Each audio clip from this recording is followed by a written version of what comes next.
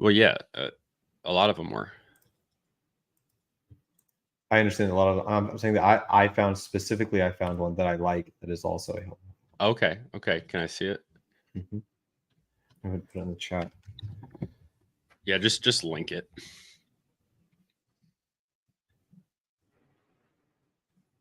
It's way overkill, but it is. Is it way over expensive? It's like 21. Well, I can handle that. Well, I can handle half of that. I mean, wait, I would. Oh, I saw this one.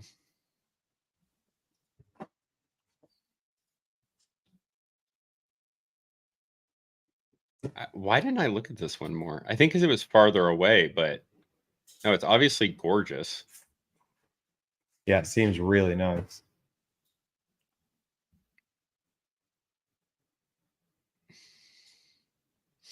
And is it a private? It's a private couple. Okay, so what? 22nd to 30th is that's when we're going. Yes, sir. It's one. Let's see, what does it say? 1 mile to what?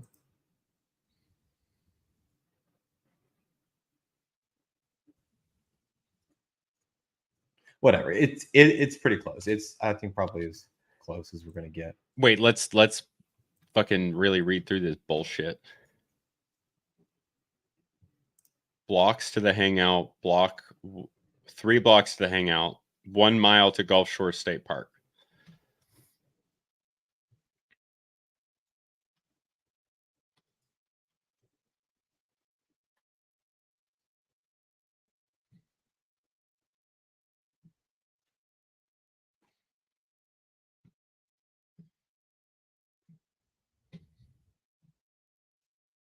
The reviews are fantastic.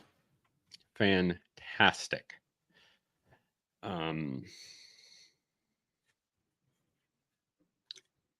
It's way bigger than we need. It sleeps like 12 people or some crazy shit. 13 people. You're giving me information I don't need to know. I'm just kidding. That is a good thing to know.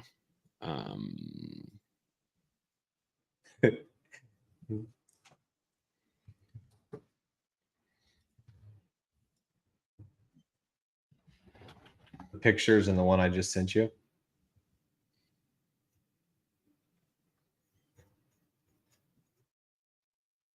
They include a photo of the Blue Angels, like the Blue Angels come with the Airbnb.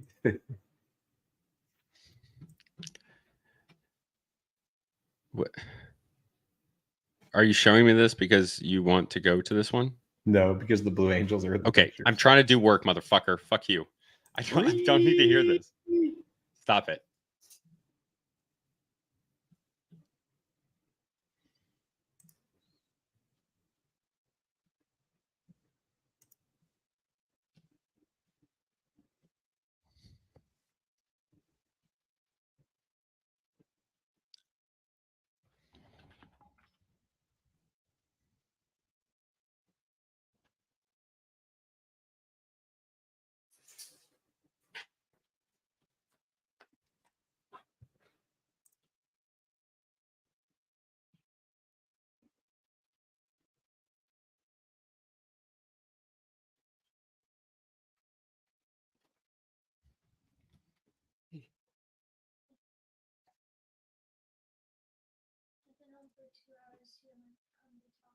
I thought you were taking a nap.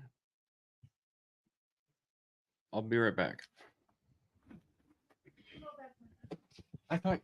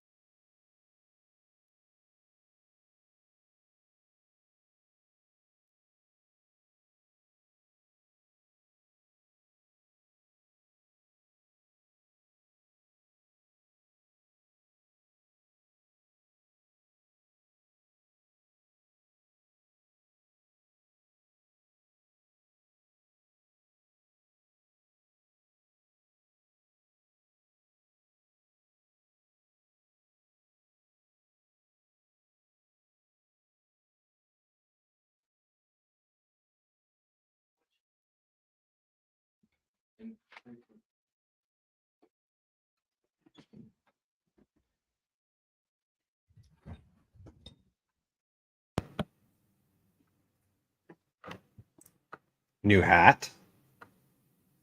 What? I said new hat. I like it. Oh, yeah. It's not that new.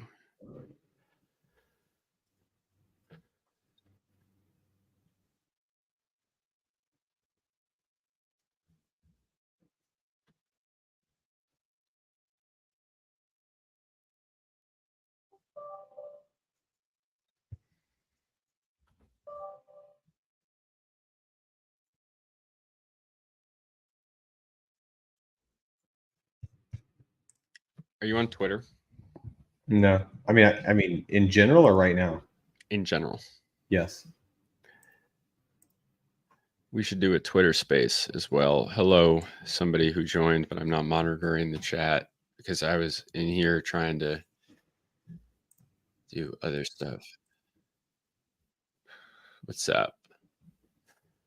Should probably go to sleep.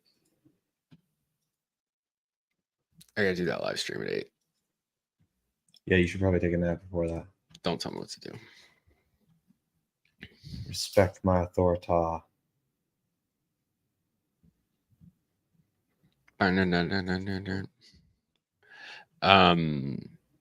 So I was thinking that we should do this with Twitter Spaces as well, but I don't think we have to do that right now. Okay, so I'm gonna just in the background throw up video that we can both watch. Okay. Okay. About filmmaking gear. You want to do the Airbnb first, or do you want to do this video first? Oh, I thought that. Look, I'm cool with that one. That one that you that the first one, right? I'm looking through other ones, and I'm not seeing anything that even comes close. I think that's probably the better. Okay, pitch. yeah, you get that one, and just make sure right in there, tell them that just tell them we're there to shoot a Jimmy Buffett documentary. Like we need if it's you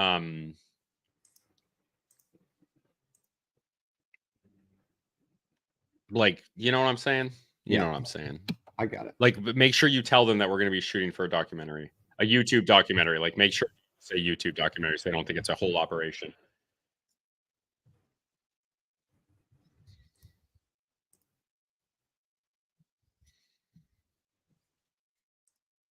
Barely fit. How's the audio on that? Room these days, but out of all of it, there are some a little quiet. Stand out as the most universally useful. And if I could go back, I would have skipped out on all the gimbals and drones and sunk my money into the things that matter much, much sooner. And that's what this video is all about. 6 pieces of filmmaking gear that I wish I'd bought earlier. I'm not exactly going to rank them, but I am going to save the best for last. And it's probably not what you're expecting. So let's not waste any more time and get right into it. Hey guys, welcome back. And if you're new here, my name is Luke Forsyth, and on this channel, I teach the skills I've learned over 10 years working as a documentary filmmaker and photographer. Right off the bat, I'm going to start with the piece of gear that's been in my kit the longest. It's the unsung hero of my camera rig that I barely notice anymore, but that's just kept on working day after day, and it's only when I don't have it that I realize how much I miss it. And that's my on-camera monitor. I'm personally using this small rig 502 Ultra Bright, which I don't actually think they make anymore. I'm not even saying that you need to get this specific one, but if you're still relying on the camera turn it down a little focus, I would highly recommend investing in a monitor as soon as you can. Speaking of good investments, the sponsor of this video is audio. Which is a no-brainer investment for filmmakers who need royalty-free music, but more on that later.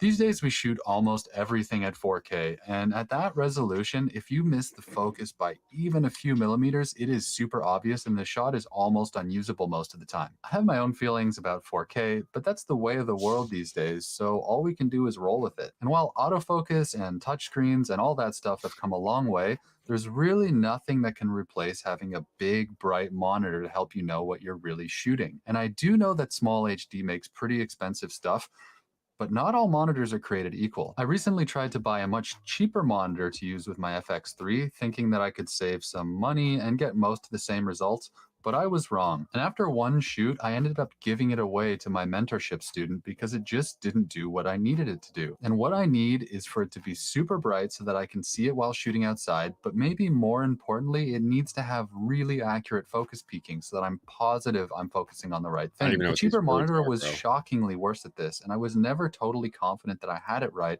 So it's failed at its main job for me and was essentially useless. Now, false color and LUT overlays and all that are nice to have Damn, too, bro, I but should for probably know me, about this. brightness and focus peaking are the essentials, and it's tough to find budget solutions that do this really well. My only regret was not investing in a good monitor right at the start of my filmmaking career when I bought my first cinema camera, because if I'd known how much of a difference this monitor would make and how long it would last, I wouldn't have struggled with my FS5 stock monitor as long as I did. And while we're at it, make sure to get a good sunshade too, because not only does it help to see even better in bright light, but it stops people from crowding over your shoulder to see what you're filming. I use this one, which is an Aviator model from Hoodman. I think it's made for an iPhone, but this fits the 5-inch monitor really well and comes with me on every single shoot.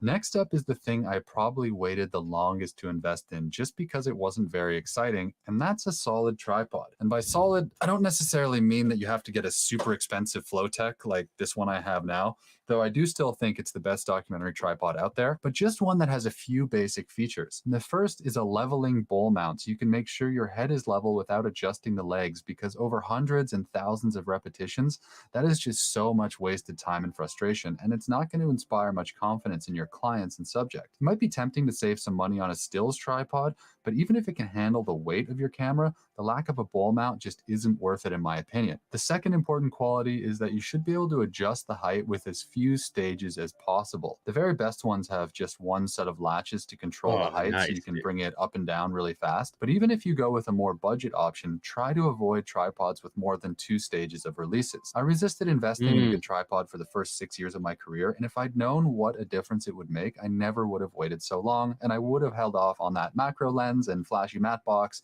and bought the best tripod that I could afford much sooner. Tripods never go out of date, and a good one will last you a decade or more. Like I said, in my opinion, the cream of the crop is the Flowtech, and if you have deep pockets, you can add an active head for the dream setup, but you don't need to spend that much, especially if you're just starting. Just don't be like me and waste your money on cooler accessories just because they're fun. Get a solid, dependable tripod early and then just forget about it. Another solid and dependable resource I have zero regrets about using is Audio. Like that transition, which is the royalty-free music site I use for 100% of these videos, and more for my documentary work as well.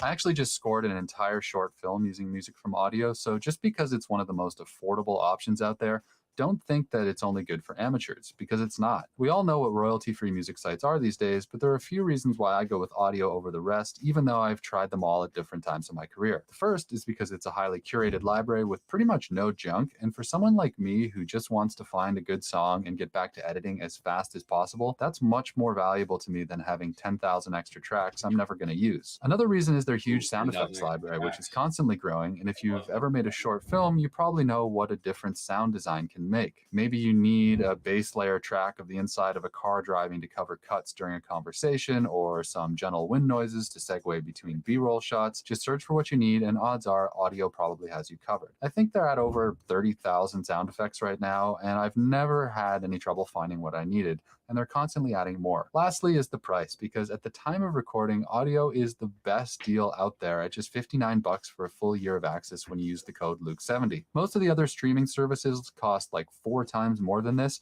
and especially when you're just starting to build up your kit, that's not a small investment. So save yourself some money and get access to all the music and sound effects you need, and support this channel at the same time. I never promote things I don't use myself, and I honestly think Audio is both high quality and a stellar deal. There's a link in the description as per usual, and now let's get back to the video. The next thing I really regret not investing in sooner was a big, powerful single source light. When I first started out, I figured that documentaries don't use lights in the same way as Hollywood movies, so why bother dragging around anything larger than a 1x1 panel? I prioritize portability over output, and while that's not totally a bad idea, After a few years of lighting ugly-looking interviews or struggling to compete against window light with tiny battery-powered LEDs, I realized I was hurting my final product. Don't get me wrong, small lights are great, and I have all sorts of panels and tubes and pocket lights, but in some of the most important situations, nothing can replace a big chip-on-board light. Interviews are the first thing that come to mind, and being able to pump some serious output through a softbox is crucial to a good interview. Or walking into a really dark room and realizing that you need something strong to blast up into the ceiling, or maybe you need something to look like daylight, but you're actually shooting at night, you can use a big light to shine through the window and get some really great results. Now, this isn't a lighting video though, so I'm not going to break down all of the uses there are for a large single source light, but I definitely regret waiting so long to get one. If I could go back, I'd actually say that a chip on board style LED light like an Aperture 300D or similar with a softbox would be the first light I'd get in my kit. We're lucky enough to be living in a golden age of lighting technology, and there are a ton of companies that make lights like this at good prices. Aperture is probably the best well known in the LED world, but SmallRig and Godox are also starting to make some really interesting entries that are even more affordable. Whatever brand you go with, I'd suggest saving a bit for the most powerful one you can. Something like a 300D or a 600D even if you can swing it. A lot of these LED lights, even though they're not cheap, are still cheaper than those 1x1 panels I started with. So trust me, just pick one up. You'll find a use for it, I promise. And when you really need a lot of power, you're going to be glad you have it. Next, we'll move away from lighting and we'll talk about lenses for a second, because the next thing I wish I'd done sooner was prioritizing manual focus lenses over autofocus speed. If you spend enough time on YouTube, and I spend a lot of time on YouTube, Stop it. Get some help. you'll see every lens that gets These are reviewed is advanced. judged on its autofocus speed. And while autofocus can be super useful in some situations, the vast majority of guy's high-end legit. shooters, whether in dock or Yeah, well, narrative we're world, not. are We gotta using pretend to be, manual though. focus lenses. I'm definitely not saying not to use autofocus because I use it pretty often. But when I bought my first video lenses, I made autofocus speed a very high priority. Only later I realized that the trade-off for super fast autofocus speed usually comes at the expense of smooth manual controls. And the longer I do this job, the more I use manual focus lenses only. Lenses that are built with autofocus as a top priority usually have really short focus throws because it's fast for internal motors to get from one point to the other. But that means when you try and use them manually, it's really hard to dial in precise focus because just a few millimeters of turning changes the focus plane completely. Sony G Master lenses, which use a focus by wire system, are some of the worst at this in my experience, even though they're relatively expensive. I'm not hating on them, and I do have a couple myself. I'm filming on one right now, but I only use them for things like these YouTube videos or maybe on a gimbal where I'm not planning to do any focus. That might be an interesting story, but that's a longer story. You want to Oops. Dang, I suck. I need to get that stream deck set up. This was the guy I think we liked I before. didn't want to do it, and that's we're getting this is like a documentary masterclass right now. That's what we're gonna call it. This is probably the longest Okay. YouTube video you've ever done. Oh, wait a minute. That's 30 minutes in. Hey 'cause we guys, already what's watched going it. on? We're going to rewatch it. Welcome back. Really exciting day here. I have finally remodeled Oh yeah, this is the one we watched in the office and car. studio. Drawing a What? lot of inspiration from content creators that I like. This is the one we watched in really the hope you like it because I'm car going on to the be way shooting to Gulf all Shores. my videos in here right now. I think it's oh sorry, I think someone's at the door. Like I was saying, this office took a lot of attention. I'm really proud of the results I got here. I think it looks as good as I can. Oh, hey man, how's it going? What are you doing here?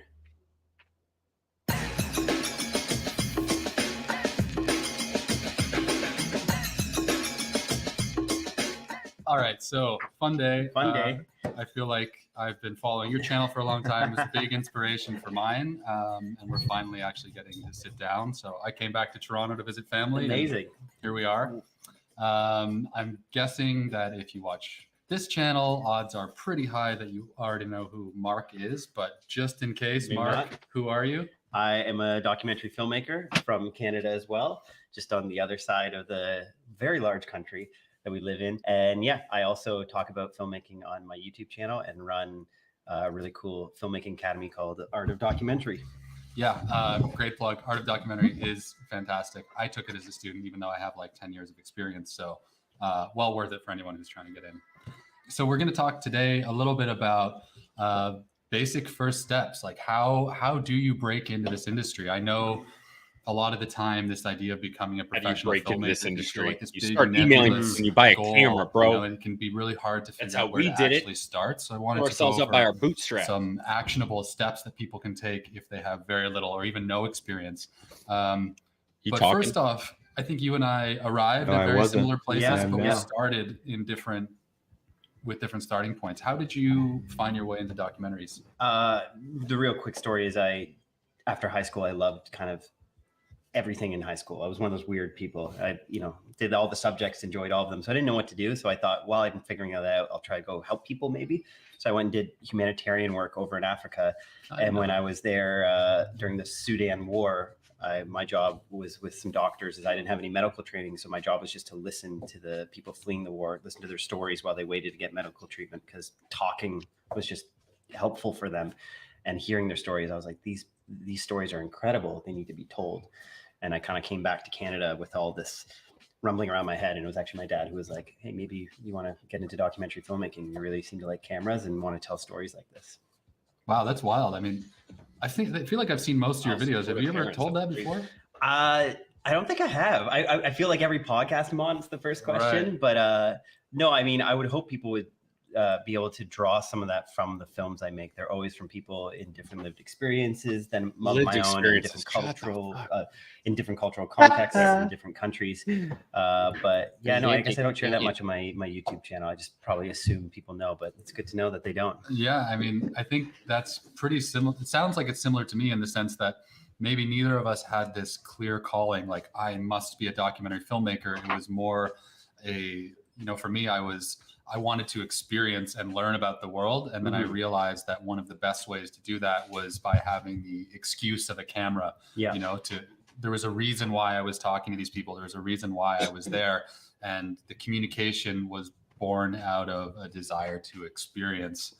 Yeah. So it wasn't like you didn't wake up at 6 years old and say, like, I must be a documentary filmmaker. No, I think I woke up one day and was wearing all black and had a black hat with a white logo. And I was like, okay, I think I'm a filmmaker. Yeah, no, this is my tribe. I think the only indications for me that filmmaking might be something I was interested in were that I loved Comtech in school. Like when we did that's communications technology, it's like our film class. I just did all the work. My friends showed up and I would shoot, I would edit it. I was into school early and I don't know. I couldn't help myself. Would be to find someone with experience. But I always thought, I think so. It seems like so much. This is so much fun. I was like, I felt like we've done so much of the legwork for a career, which that like it's like somebody who wants something to do with this would hop on it. And I was like, yeah, something like this is so highly specialized. It makes the sense. Opportunity to do that as a career, because I was like, I enjoy this too much. It probably isn't work. It feels like play. Right. And then also too, we had this really what I might know a guy webcam on my computer. It was like the first time we had a camera attached to the computer. It blew my mind. There was a USB cable. I was like, the camera is going into the computer. It's like, it just blew my mind. And it had stop animation. So I got all my action figures out and I'd make movies over the weekends, and like 8 hours would go by. My mom's like, you should probably eat some food. So there was probably some indications earlier on, but I don't know, if you really enjoy filmmaking and you're watching this, it can totally be a career for you. There's no reason it can't. I think actually we had pretty similar experiences, and we're almost the same age as well. So it was communications class in high school where I was also the one. I haven't thought about that in a while. That's if you're here, I was always the one doing it. My very first film made in grade 12, Jeff McQuinn, Porn Addict. A fake documentary about a friend who ruined his life. Oh my gosh. I can't even say the title of my film was a horror film, and now it's like, it's just a terrible title, but it was like a guy jumped out of lockers and like stabbed people, and like I've only made one horror film. It was my first film, and I'll never make it again. All right, so Ontario's public education really promotes some disturbing films. really got us both started. Ontario, but nuts and bolts wise, how did you actually make it happen? Like, where did you like? At some point, you made something and said, "Now I'm going to start trying." Like, what was that? Well, yeah, I did go to film school after again, I have to give credit to my dad. Who really kind of called that career out of my life, or called it forth rather. But once I graduated film school, my career was up and down. My first job out of film school was actually teaching the Queen of England 3D. I did a demonstration when she came to Canada.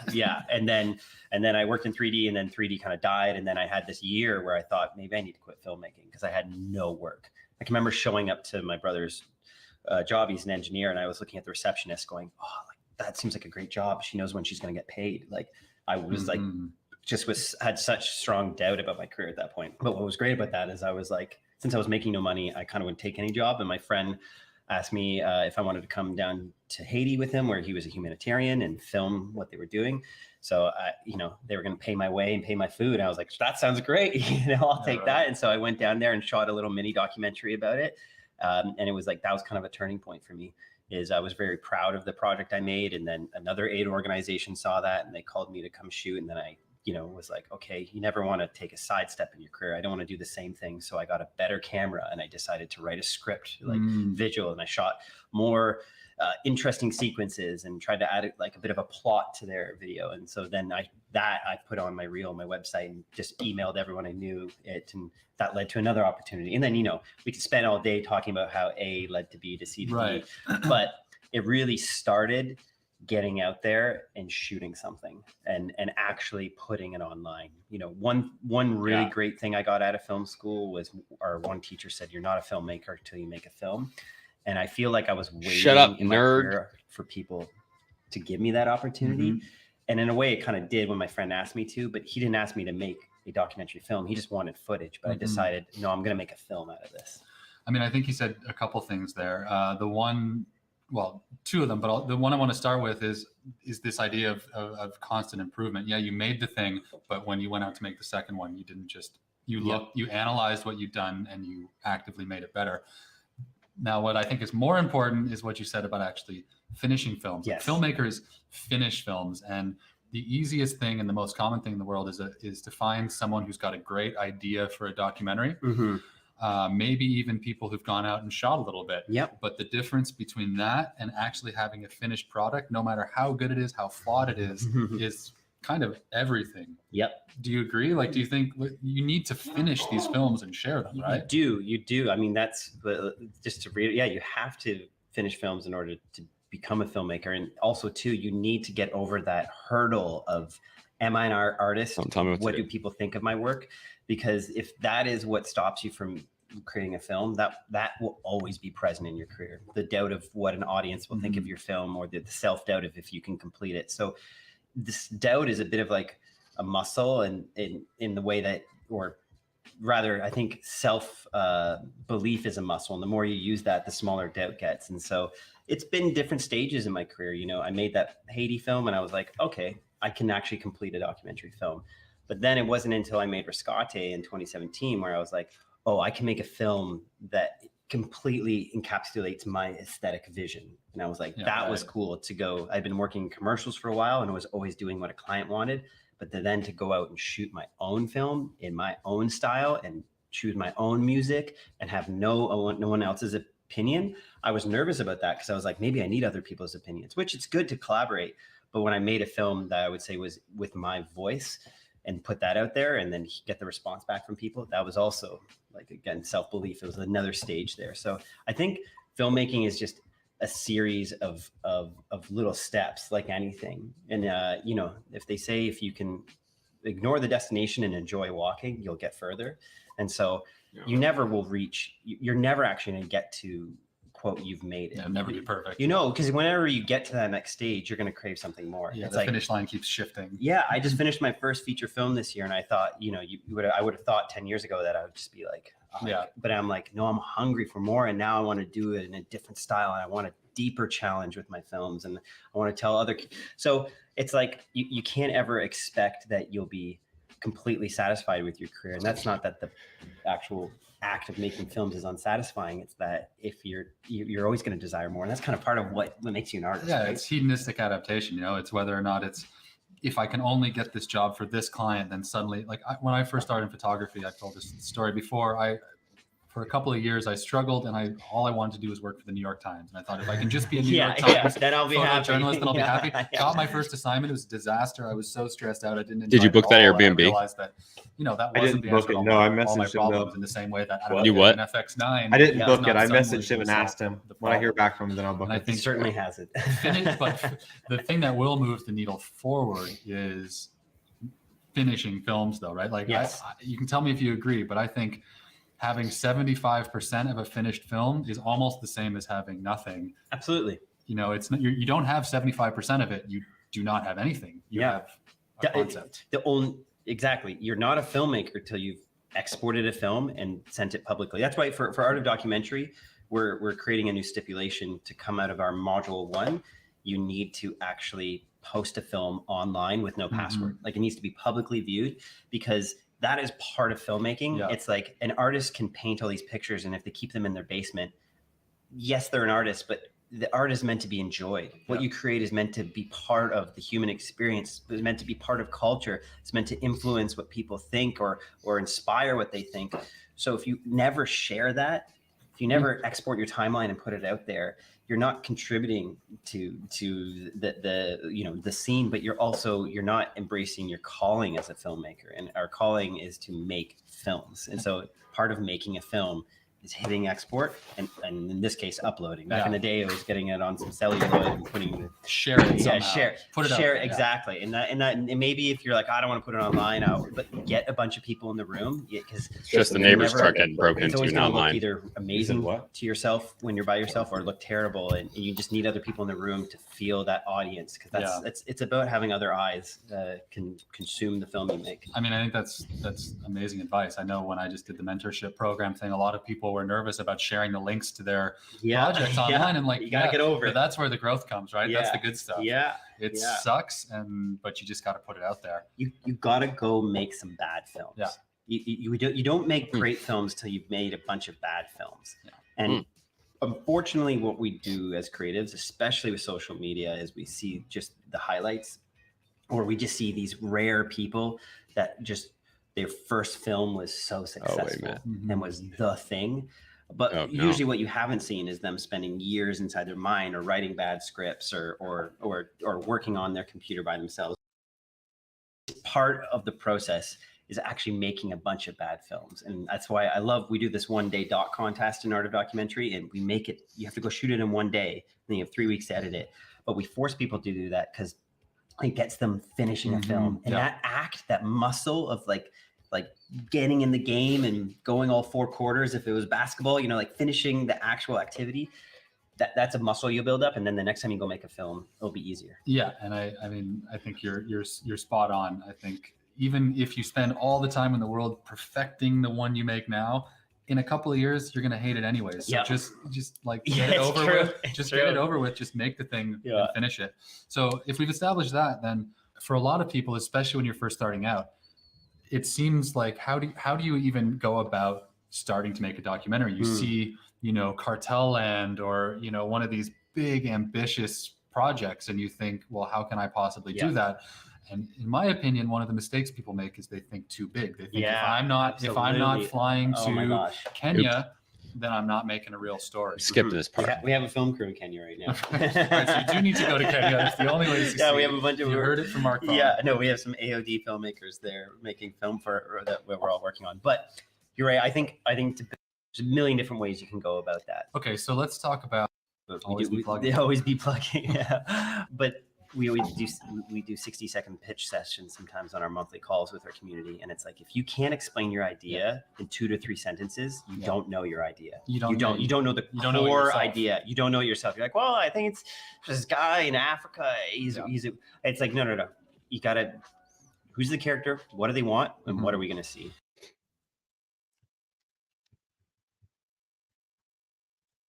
Starting a new documentary project can be incredibly daunting, especially when you don't have a ton of experience doing it. Luckily, just like in Hollywood, as documentary filmmakers, we can use scripts to help guide us and give our stories structure as we shoot. It might sound a little weird to think about writing a script for a doc, because after all, how do you script the real world when you don't know what's going to happen? But trust me, taking the time to do this will save you a ton of headaches in post, and is well worth the time. Since starting up this channel, probably the most requested topic in the comments has been asking for tips on scripting.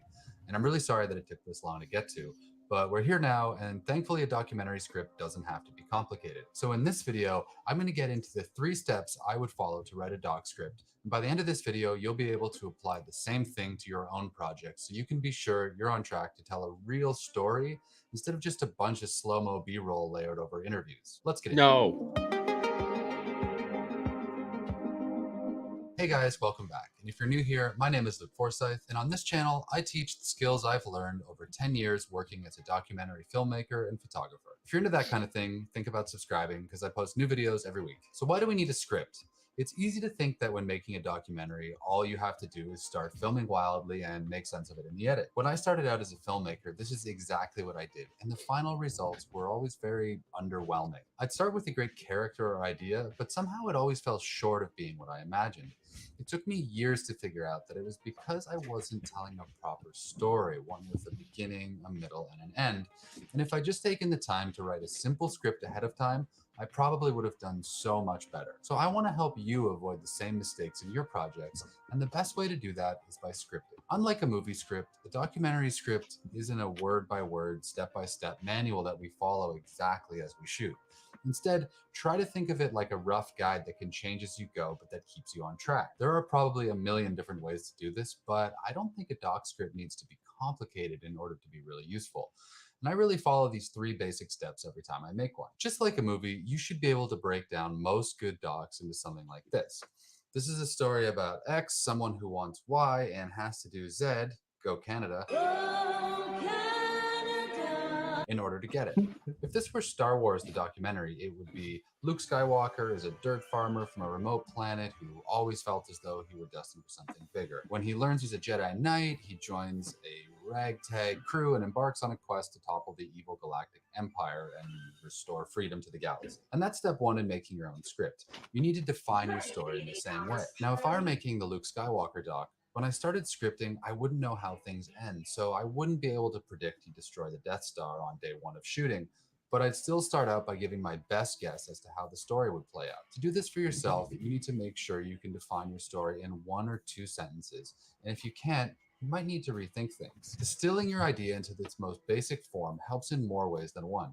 First off, it lets you know you actually have a story on your hands rather than just a topic. If you can't tell someone else what the story is about in 2 sentences, then you probably can't tell the story in an hour and a half either. Secondly, unless you plan to make your doc totally alone in a bubble, you're going to need to convince other people your idea is good as well. That could be to bring on collaborators, to find funding, to pitch to a film festival, but regardless of who you're approaching and why, you'll have to sell them on your idea. It's not enough to tell people that you have an idea. You need to convince them you have a story. So get your story or thesis down in its most basic form, and everything else will build off that. Let's imagine we wanted to make a documentary about Shrek. If all you can say about it is that you know some grumpy old dude and his friends you wanted to follow for a year, I probably wouldn't be that interested. But if instead you boiled it down to, this is the story of an ogre named Shrek whose lonely life is in one. Just like a movie, you should be able to break down most good docs into something like this. This is a story about X, someone who wants Y and has to do Z, go Canada,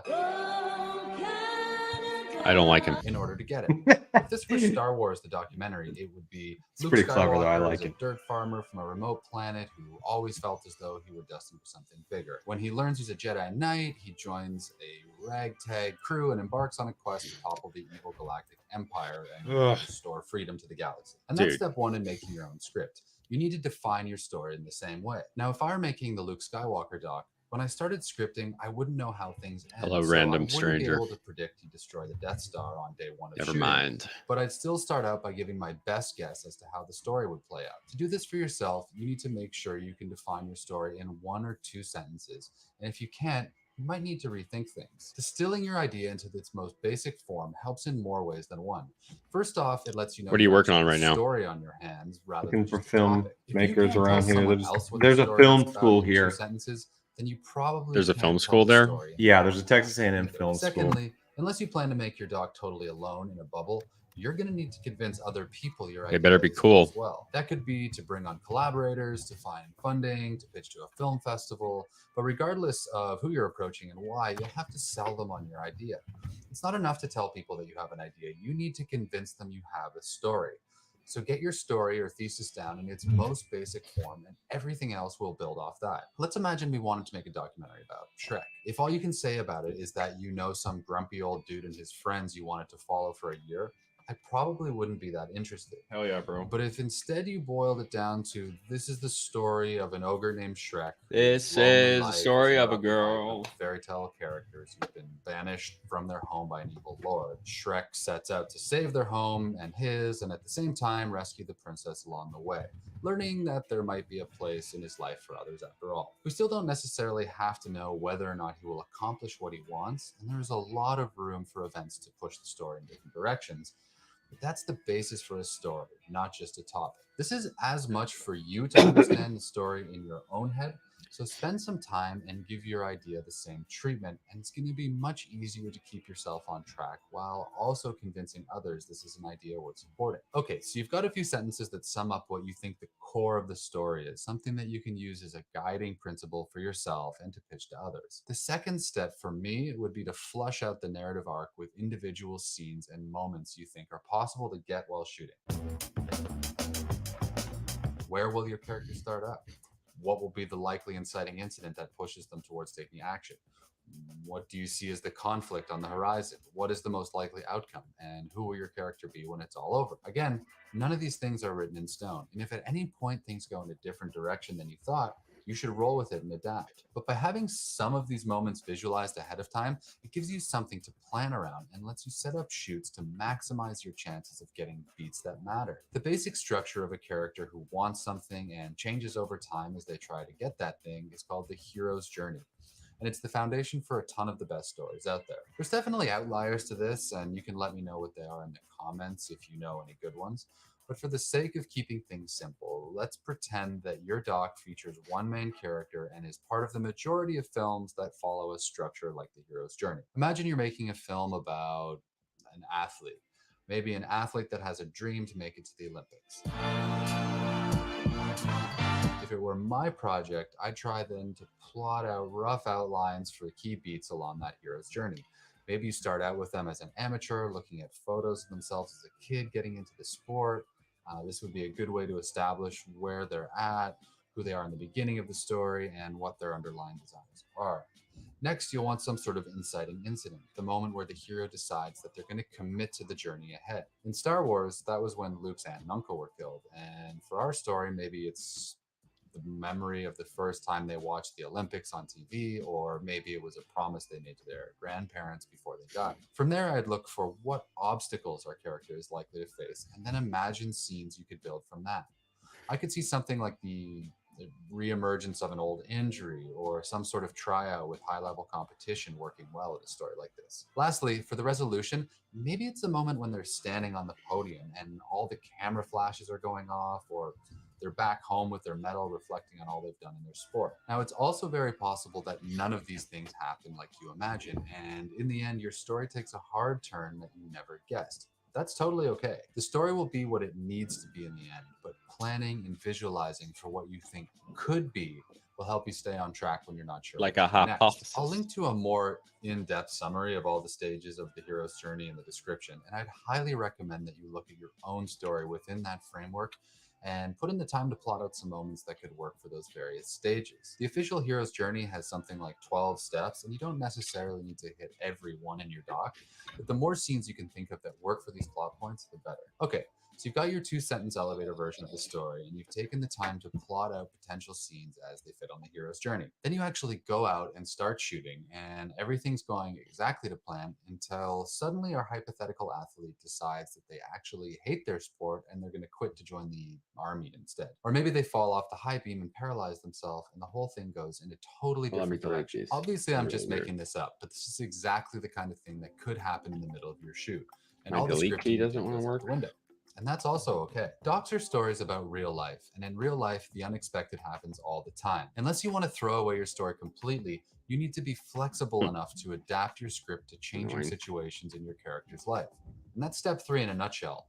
Reworking your plans every time something changes. That might mean having to throw away a lot of work, which sucks for sure, but it's the name of the game in documentaries, unfortunately. When you learn partway shooting that your Olympian fails their drug test or crashes their car, That's or whatever awesome. might happen, You need to go back and repeat step 2 and reimagine all those different plot points with new information that you know now. Step 3 continues all the way to the end of shooting, and you might have to write and throw away dozens of potential scene ideas by the time you get to the end. I'm directing a feature film right now with 6 main characters, and I'd guess I've probably sketched out and then thrown away more than 50 beats that I thought would work until things changed and I realized they wouldn't. It's hard work, really and a bit odd. of a pain in the ass, but if you're dedicated enough to keep reviewing and keep rewriting, you'll give yourself the best chance of actually coming out with completed story arcs for your characters. Arcs with a beginning, a middle, a conflict, and a resolution, instead of just a bunch of B-roll that you try and turn into something pretty in the end. You can make this as simple as bullet point notes in a Google Doc, but it's very possible that you'll be updating your script constantly all the way to the last day of shooting. Once you wrap on the actual shooting, you can set all that aside and get to work on a totally different kind of script where you actually know everything you have to work with, and you're literally giving the editors a guide to follow with visuals in one column and audio in another. That's a topic for another kind of video. Let me know in the comments if you'd also be interested in that video. And that's it. Those are the 3 steps I'd follow when scripting a doc. In documentary, story is king. And if you spend the time, and trust me, it can take quite a bit of time, you'll have the best chance of telling a good story. Hope that video helped and that you found some ideas in there for your next doc project. If you learned something, maybe think about subscribing to the channel because it really does help me figure out what to focus on for future videos. And if you did enjoy that, Dude, why did we agree to make a maybe check documentary? out this other video I made about how you can know if your documentary We're doing this, is any dude. It's got out of hand real good. quick. See ya. Yeah, dude, love it. No, it's to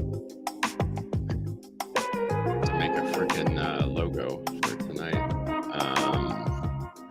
Armor.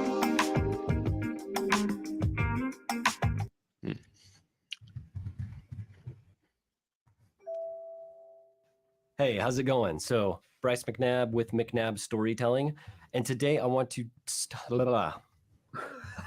did not get very far at all. In this video, we are talking about the 6 shot types you need for documentary storytelling. Now, this is beyond your basic shot types. Your basic shot types are your wide shot, your medium shot, and your close-up. Those are essentially your basic shot types of all filmmaking. Whenever you're going into a situation, you're grabbing coverage, you need to make sure to grab a wide, a medium, and a close-up of the action that you are following. But once you have a good sense of the basic shot types and you have an understanding of like, okay, I have to get a wide, medium, close-up of each situation that I'm getting into, I want to talk more specifically about the 6 shot types you need to tell a story, right? To tell an effective visual story for documentary filmmaking. Well, when I was starting out in documentary filmmaking, I essentially started out filming weddings, right? And I started noticing that there was a big difference between the wedding films that I was making and say the wedding films that like Still Motion made, or just whatever these films that I was just totally admiring and trying to emulate. There was a huge difference between what set those apart and what set my stuff apart. What I started realizing is that I was focusing way too much on the central action of the event. Now, what I mean by that is that any event, any scene you enter into and you're going to film, there is a central action that dominates that entire event. The critical action is the main focus of the event. It is the obvious action that is being conducted by your current subject. Okay, does that make sense? It's like the whole event is there because the central action is this bride and groom are getting married. Yeah, so what I started noticing is that my wedding films were dominated by the bride and the groom getting married. And I was leaving out critical shots that would have really made my film just so much more immersive. What I understood is that by only focusing on the critical action, I was essentially creating one-dimensional stories. And it became very difficult to cut between and cut around this story because everything started to feel like a jump cut. You would just jump from the bride and groom in this room to the bride and groom in that room, to the bride and groom dancing, to the bride and groom walking around. There was nothing that really I could use to create bookends. There was nothing I could use to lead into the scene. There was nothing I could use to really even show the breadth and really help to set the scene and really help to tell the story. So what I realized is that there was a difference between what these films that I adored and was trying to emulate, what they were grabbing versus the shots that I was grabbing. So these 6 shot types that I believe that you need to grab are the establishing shot. You need to get a shot of the central action. You need to get reaction shots. You need to get secondary establishing shots, lead in or segue shots, and then details. God damn, bro. Let's I don't just even know what these words mean. define each of these shots, and then we're going to look at a sequence from my most recent film, Who is My Neighbor? And I'm going to walk you through each of these shots within this scene. So that way you get to kind of understand what I'm talking about. It doesn't just stay theoretical. Okay. So what you'll start to notice is that the wide, medium close-ups shots are at the same time exist for the most part within each of these different shot types. These shots aren't your standard wide, medium close-ups. These are more topical. Okay. But it's important to think of them as shot types. So that way you make sure that you build your shot list and you Holy crap, have I each just of these released this shot types episode. in Oh, well, I your guess it shot was a couple list. hours So ago. every It's got time you're going to a new 134 scene, downloads. you need to make sure to get these 6 Let's shot types. go. So establishing shot, in essence, is a wide shot of the critical action that makes it very obvious where we are. Okay. And there isn't just one shot that isn't an establishing shot. You should probably walk around and get multiple different wide angle shots that could be used as establishing shots, right? You don't just go in and thinking, oh, I got my one good establishing shot. You know, like play around, be creative, make sure you're getting something that really helps to tell the fullness of the story. That's the goal of an establishing shot. It would be essentially the establishing shot is like the obvious shot and the obvious photo that you would take with your cell phone, right? If you could take one photo with your cell phone that would capture the entire story, that's usually a good starting point for your first establishing shot. Your critical action shot can still be captured. You can still get coverage of the critical action with wides, mediums, and close-ups. And honestly, you should. That's the whole point of why you're there, is to get really great footage of the critical action. I don't really need to beat you over the head with this because this is the most obvious thing to get. Like, if you show up and you don't capture the critical action, you would, I mean, that's just weird. You probably just give up on video production. The things that aren't so obvious, though, are reaction shots. Now, reaction shots are super important. They're really important. You need to make sure that you are getting proper reaction shots. So that way, oftentimes you're going to need to cut through the critical action because videos move way faster than real life. We need to kind of help to move this story along. And the easiest way to move a story along and help to cover jump cuts is with solid reaction shots. So make sure that you're grabbing really great reaction shots while you're there. The other 3 shots you get are more tertiary. These are more story building shots. So your first 3 shots are the sort of like obvious shots that you need to tell the story. But if you only get the first 3, you're telling very one-dimensional stories. You need to be able to tell a fully fleshed out story, and getting these next 3 shots really help you do that. So essentially, secondary establishing shots. These are just scenic shots. They help continue to tell the bigger story of where you are and anchor you in the location, but they don't contain the critical action. So these are really great as sort of like environmental shots as you're doing in a title sequence, or it helps, they work really well as sort of like scenic lead-in shots. Like you'll place like, okay, here's an exterior wide angle of one side of the building of one area of the town, and then you hit your audience with your establishing shot, and then you roll into the critical action and you begin the story, right? So they work really great as segue shots. And then you actually have segue shots, right? Segue or lead-in shots. So I use these terms interchangeably. So these are these are tertiary actions You're paying attention that to this? are not Yes. the critical Okay, action, but good, are 'cause also that's what I was doing. I'm interesting. doing that too. So, for an example, if you're filming a wedding, these would be the decorators decorating things, the florist setting the flower arrangements, people getting the event ready, that you can show in between, jumping between the bride and the groom getting ready, right? So that's what a tertiary, secondary action, right? And you use these actions to continue to tell that fuller story and to lead into the critical action.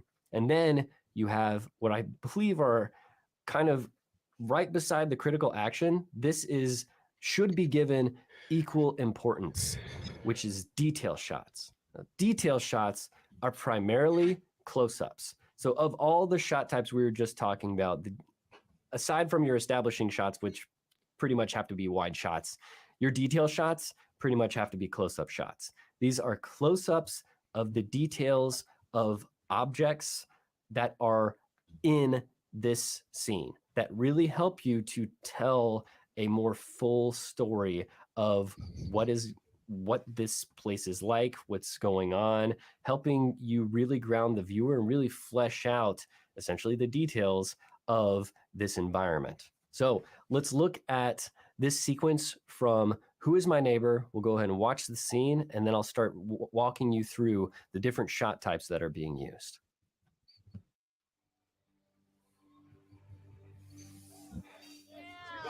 A miracle in the middle of this mayhem. Yes, God. We come interceding now for every mother that had to bury her son prematurely. Oh, we come interceding now for every father that has had to bury his future prematurely.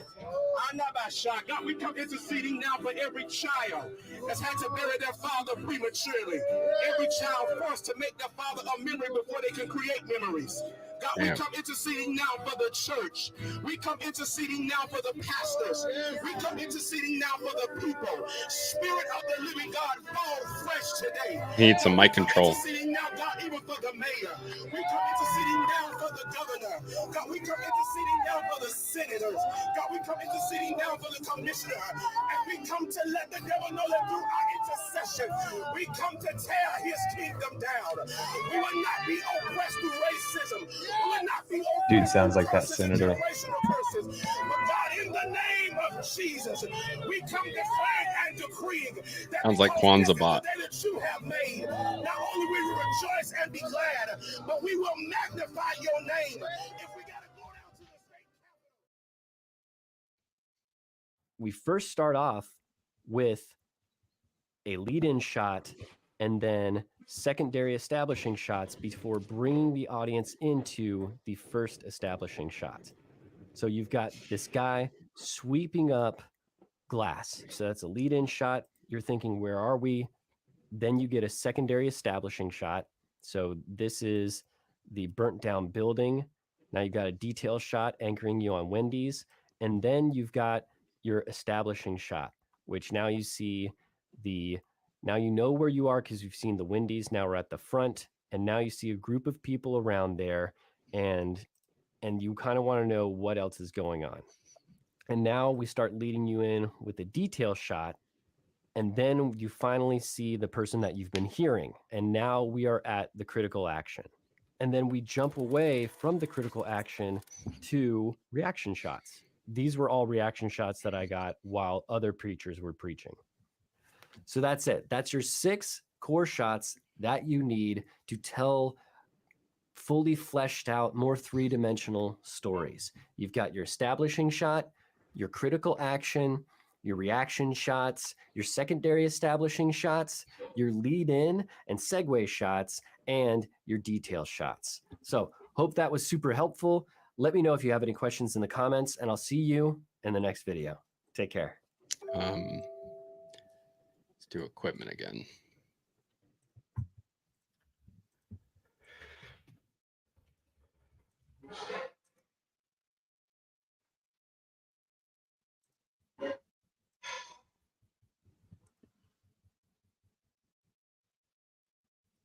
What's up, guys? Welcome back to the channel. I don't know if you noticed, but I did a little bit. We don't need this.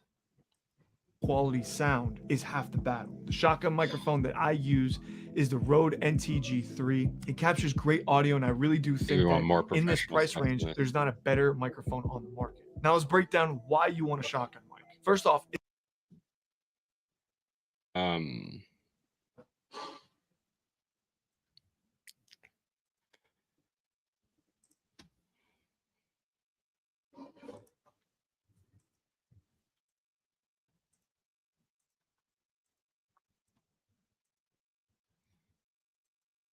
all you need is a dog. Oh my gosh. Okay, I went too far down. I guess I should search by specific piece of lighting, or piece of equipment. So let's do audio. The lavalier mics that we have are honestly probably fine. What I'm thinking we do is set up two, like the lavalier mics, there's two wireless ones, and then there's a shotgun mic for ambient. But I think that we should upgrade the shotgun mic to like a better shotgun mic, and then we still have the one on the camera.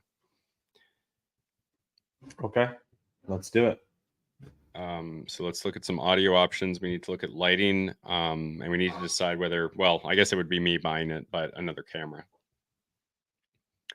What's up, person? We don't know how to make a documentary, but we're doing it, I guess. That's where we're at, boys. Audio documentary. Okay. The history of our... Wait, what? Why did I click on that?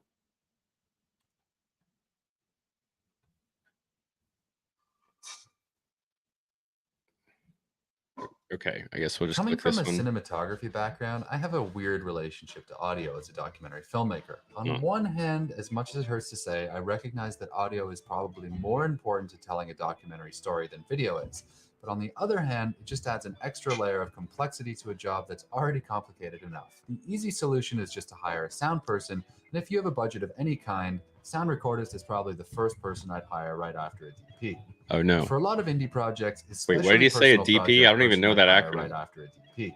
What's a For a lot of digital indie producer projects, or especially something? personal What does that mean? projects, We should there's know these just No acronyms. way I can pay a professional's day rate out of my own We pocket. should know these And I'm guessing acronyms. a lot of you don't have These the people budget think we're either. So what filmmakers. can Did we they do not when we're Google working us? with small teams and limited budgets, but still need really good sound to form Yes, director of story? That's photography. exactly what we're going to get into in today's video. What does that I'm going mean? to cover the setups I'd use That's for not what I covering a said. shoot with only said one producer. character, shoots with multiple characters, how to keep multiple cameras in sync at the same time, and at the end, I'll talk about the new system I used while shooting a feature documentary this summer that saved my life when normal wireless mics wouldn't work. Audio can be tricky, but it's not rocket science, and if you do it It's well, the it can be your cinematographer, the most chief of powerful the camera storytelling and light tool. crews. Let's get into it. Oh, okay. Hey guys, welcome back. And if you're new here, my name is Luke Forsyth, and on this channel, I teach the skills and tricks I've learned over 10 years of working as a documentary filmmaker and photographer. If you're into that kind of thing, make sure to hit the subscribe button because I've got new videos coming out every No, week. he's Talking talking about Canada sound and isn't always as fun as talking about new cameras or lenses or drones or whatever. But I can't stress enough how important sound is to your documentary. With good sound, you can cover up edit points and all sorts of flaws in the camera work, but with bad sound, you're really going to suffer in post. So right off the bat, I want to say that when you're just getting started in documentary filmmaking, there are a few pieces of audio gear that you'd want to bring into your kit right away. Like I'm talking about right after you get the camera and lens, before you get a drone, before you get a gimbal, before you get any of the fun, fancy toys, almost as though they were part of the kit to begin with. The first one of those is the best shotgun mic you can afford. A shotgun mic basically just means that the sound is being recorded directionally and not omnidirectionally. Basically that it records a kind of cone of sound in the direction it's pointing instead of everything in 360 degrees. That means assuming you mount it to your camera pointing forward, you should get decent sound of whatever the camera is looking at. The better the shotgun, the more likely you are to pick things up at a distance, and the better it's going to be at blocking out sound coming from behind or off to the side of your frame. It might seem obvious, but without good sound of whatever is in front of the lens, it's going to be pretty hard to tell a story, no matter how nice your framing is. I don't If you believe don't it. have a sound person, Propaganda. the shotgun mic, which is sometimes also called the top mic, is going to be recording almost 100% of the ambient audio for your story. So while you can get a cheap shotgun for under $100 that might be tempting, I think this is one place where you're probably going to want to spend money straight away.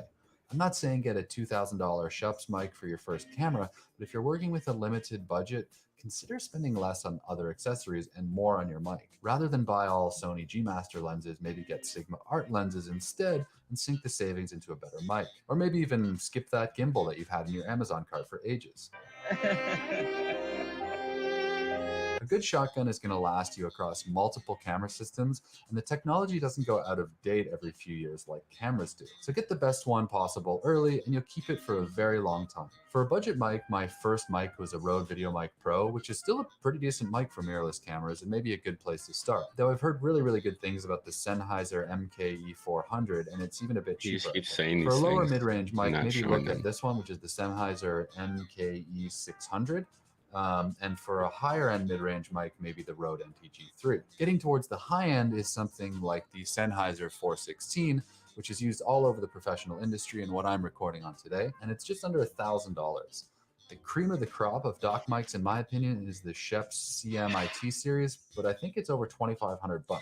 Gives you insane sound quality in this tiny little compact package though. For most people though, including me right now, the Schoeps isn't very realistic, so don't worry if it sounds like an insane price for a mic. You don't have to buy the most expensive mic in the world right away, but you do need to get the best one you possibly can. The point is that the top mic shouldn't be seen as some sort of optional accessory. You need to budget for a decent one in the overall cost of your new camera. Shooting a dock with the built-in mics is not a great idea in my opinion, so keep that in mind. I'll link to all the different mics I've just mentioned in the description below in order of the cost. Once the top mic is taken care of, you'll probably want to get a wireless lav mic next to make sure you can get audio on the main characters in your movie, even if they're not facing you or if they're in another room. If you haven't used a set of lavs before, they're basically a system where you plug a microphone into a transmitter that you put on the character, and then there's a receiver that plugs into the back of your camera so that you can hear the character's voice as though they were standing right beside you, even if they're inside a car with the door shut or really far away from you.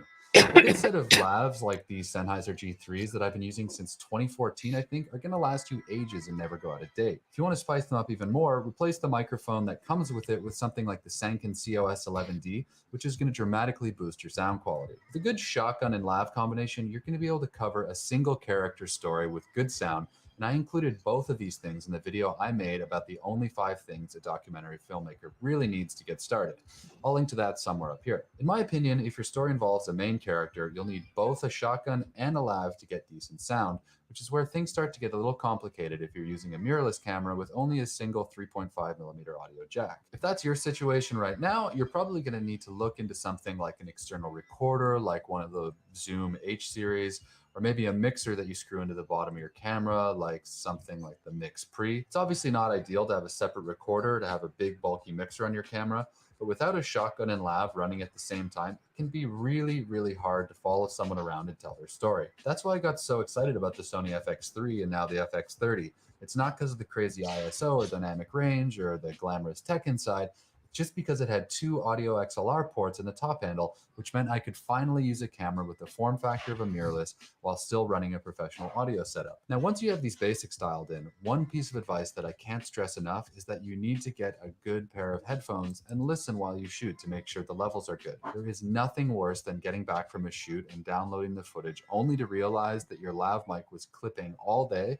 because the volume was too high or that the shotgun wasn't loud enough so you can barely hear the ambient sound. They can be any kind of headphones really, just make sure that since you're spending so much time and money on recording gear that you're actually monitoring what they're getting in real time. I actually made another video that included this in a list of audio mistakes to avoid as a new filmmaker, and I'll link to that up there somewhere too. Okay, so that's a solid foundation, and once you've got a shotgun and a set of lavs and some headphones to monitor it all, you're good to go for following a single character in your story. But what happens if you have more than one main character? Oh my This is where God. things start to get a little more tricky. No.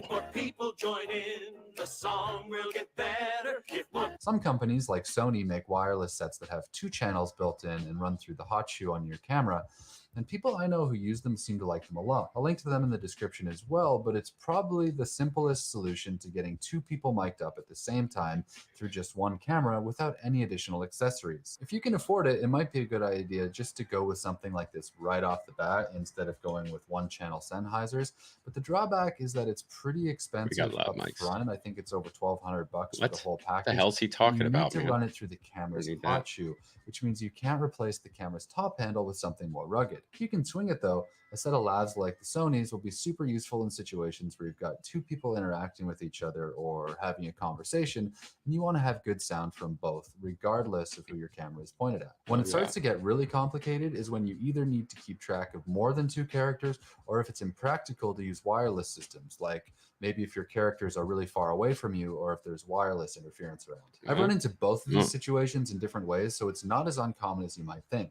This summer, while I was directing my first feature doc, we were in an environment where a lot of our main characters were wearing radio chest harnesses, and somehow they were interfering with the audio coming through my lavs. Every few seconds, a burst of static would just shoot through the channel, and it made the audio totally unusable. A little over a year ago, I went to northern Mexico to film a Red Bull rock climbing expedition, and for that, the main characters were scaling a big wall that took 5 days to get up, so there was no way the cameras could be close enough all the time for a wireless system to be reliable.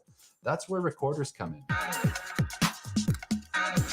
Internally recording lav mics have been around for a while, and I think they were first made mainstream in the professional world by a company called Zaxcom. As far as I know anyways. Basically, instead of sending a wireless signal back to your camera where the camera records it onto an audio track, these recorders have a SD slot in them and they record everything internally. That means you can get one of these packs on your subjects, let it run all day, and be sure you're not missing anything. A system like this is really, really handy in a bunch of ways, but it also has some drawbacks that I'll get into in a minute. The most obvious way that recorder packs can help out small teams is the fact that they're just set and forget systems that don't require much work once they're up and running. You can literally just throw one of these in the pockets of as many people as you think you might want audio for, and then forget about them for most of the day. The ones that I'm using are from a company called Tentacle, and the packs record up for 10 hours, I think, on a single battery. So when I was filming my feature, I got 4 of them, and I just put them on anyone I think might possibly talk in a scene. You could scale this up as much as you wanted and theoretically have an unlimited amount of people mic'd at the same time.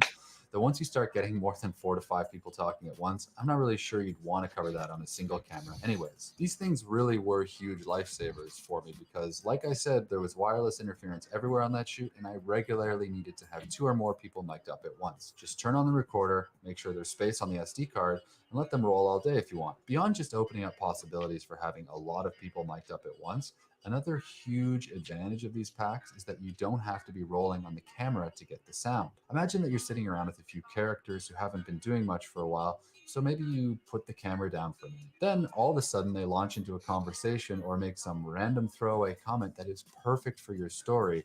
And with normal lav mics, you'd only get the sound when the camera is on and recording, which means you'd be out of luck. With internally recording packs like these, you can miss the start of a sentence and still capture the audio, then use B-roll or a wide shot with the audio in the background and still come out with a good scene. It's like a buffer on your reflexes, and there are more than one conversations that I would have missed this summer without lavs that were running all the time. You can also use these things to cover big rooms or spaces with a single camera by hiding them somewhere in an area where you think you might want sound, and then just having them record even when the camera isn't nearby or even turned on. Like imagine you're covering a 20-person dinner, for example. You can't possibly hope to be in the right place every time something interesting is being said. By having these mics taped to overhead lights or hidden in the flowers or something, you'll have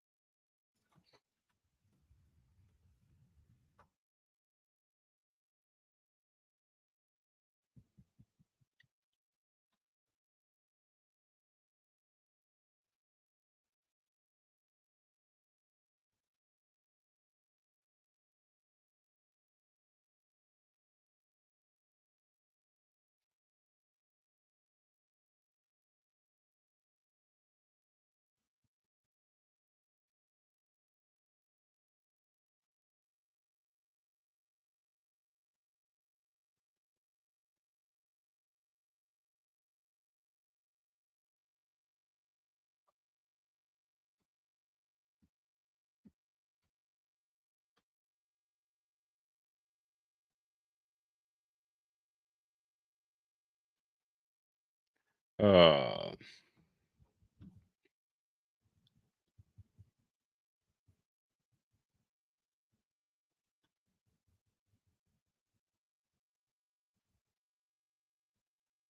oh God, he Today did we're the going to be thing. looking at how to use a sock and several other quick tricks to capture better audio for your next adventure film. This guy's about to help me, and I just feel something. I just feel a certain type of way. About his sock? No, just about that dude. But I don't need to be mean. Hey It was guys, a Levi Allen unfortunate here, reflex. and welcome to the Left Coast. Today we're going to be talking about all about the gear that I use to capture audio on location. The quick takeaway for those that already know a bit about audio is, one, I really recommend getting a good windscreen for your on-camera shotgun mic. Two, I extremely recommend getting a lav mic that can plug into a little recorder or your phone. And three, I really, really recommend having someone who knows a lot more about audio mastering than you look after the mastering of your film so that way it sounds as best as it can. Okay, so quick tips aside, now we're going to dive into the individual pieces of gear in my audio kit and how I use them. The first type of microphone I'm talking about, you're probably familiar with. It's called an onboard shotgun microphone. The one that I use is actually the older Rode Video Mic. I purchased this one for one, because it was cheaper than the Video Mic Pro, but for another reason, it has this Ryco shock mount. When I purchased this, the Video Mic Pro had just been released in the version that had the Ryco mount, but I really, really like this Ryco shock mount. This mount is fantastic because you don't have to fiddle with those little elastics that a lot of people have come to hate with other onboard camera shotgun mounts. So this mic stayed on my camera at all times while shooting untethered. Good. So I really relied on these on-camera shotgun mics to make sure that we were getting some sound of the activities and the things that were happening. I'm going to talk about setting your levels later, but setting your levels with these microphones and making sure you're in good distance is actually really important to getting good audio as well. This is really the most inspiration I've ever seen in my life. Like, just this feeling, you know, this is euphoria for everybody, man. And I just hope it inspires people to get out there and do what they want to do. That's all I ever did, whether it be this or something else. Like, everybody has a passion within them. Like, you just have to find it and apply yourself, and the rewards are unreal. Please, whatever onboard shotgun mic you're using, please get a good windscreen or dead cat, whatever you want to call it. These are super cheap, under 20 bucks on Amazon. And when the wind starts picking up, you're going to be able to use that audio. The default foamy little covers that come with it really don't do a good job at all. Upgrade to a simple windscreen. It's going to make your life so much better, and you're going to get audio that's usable. Okay, so the next tool that I rely heavily upon is a small audio recorder and a lav microphone. There's several different setups you can get, but I'm using the Zoom H1 with a lav microphone from a company called Squid Audio. You can turn these on, set the gain, hit record, put it on hold, put it in the talent's pocket, and you're recording. That's it. No wireless interference, none of those issues. One battery to deal with. When you're done, you just hit stop record, and you have great audio captured on your talent.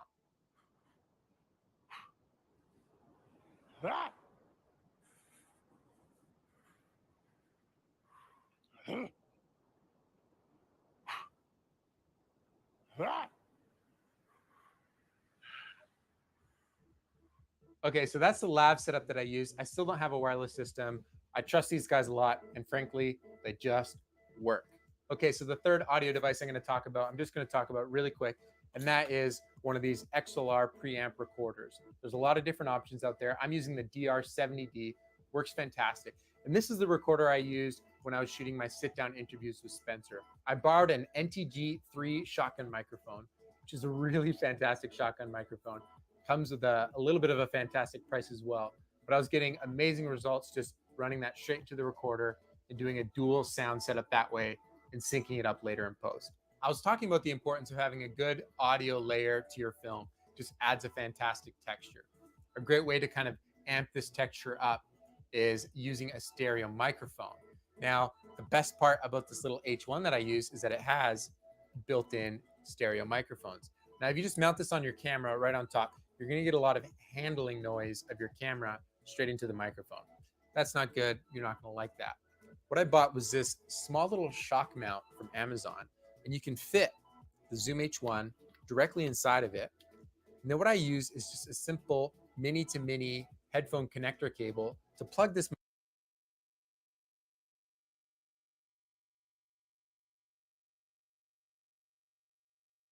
Did you message that person from Airbnb?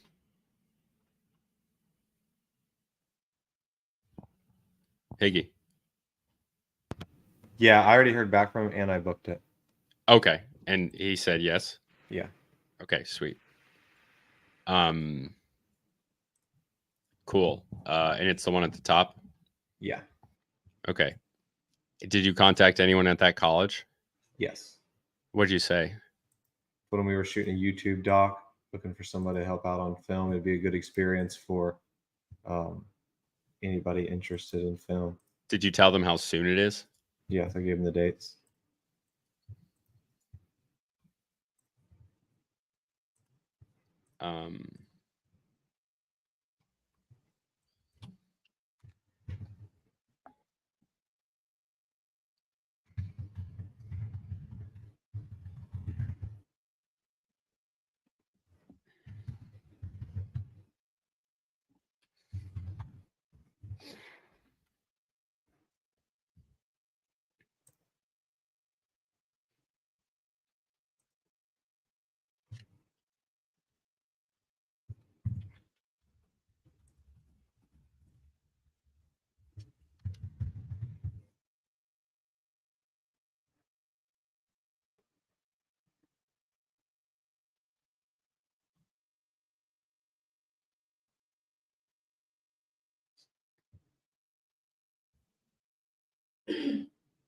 Oh, I liked this video, I think. I'm going to put that one up next.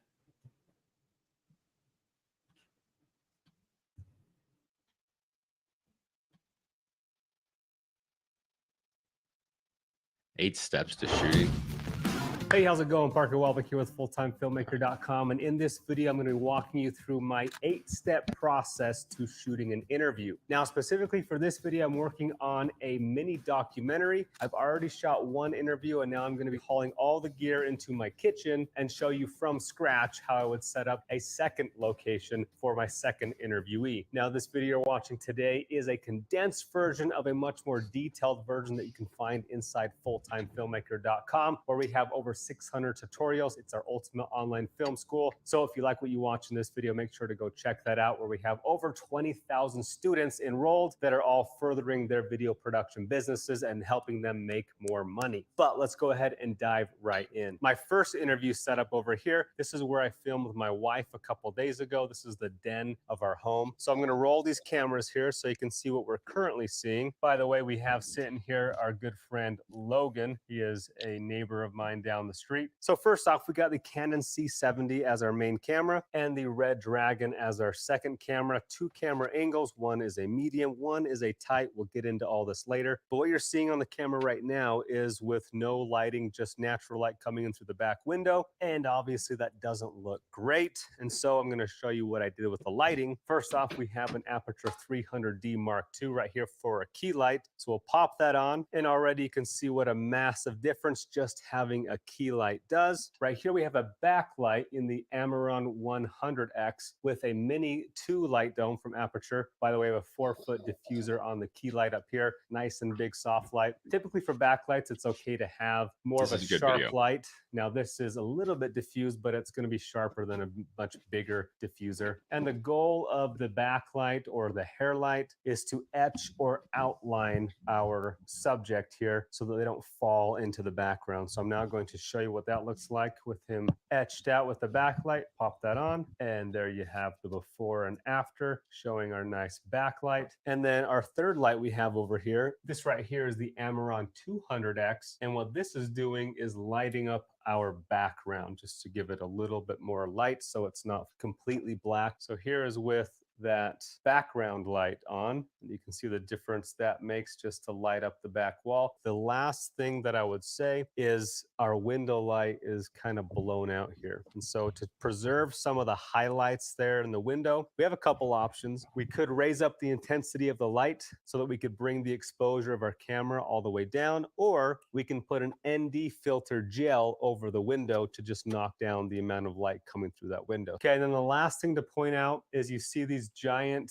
V flats right here. One side is black, one side is white. We have both sides with the black facing us, and the reason for that is all the walls are white. What does white do? It reflects light. And so we have all this light pouring in through the window, 3 different lights from different angles. What happens is when that light hits white walls, it reflects, which means we're going to have light coming from sources we don't want it coming in. Now we have a really nice drop shadow on Logan's face right here. We don't get that unless we put this black V flat right here that's blocking the white wall from reflecting any light. And then one last light that I forgot to mention is actually outside right there, and is pointing right down into here to light up this side of the couch and this side of him to kind of emulate and act like that's the sun pouring in from the window. Now, the sun is already doing that. However, when you're working with natural light, that sun is moving across the sky, clouds are coming in, so it's going to be constantly changing how that looks. So by having a constant light, there will always be at least that one light coming in here to replicate what the sun would do, especially if it gets dark like it did with my wife's interview. I thought it was only going to take an hour. It took 3 hours,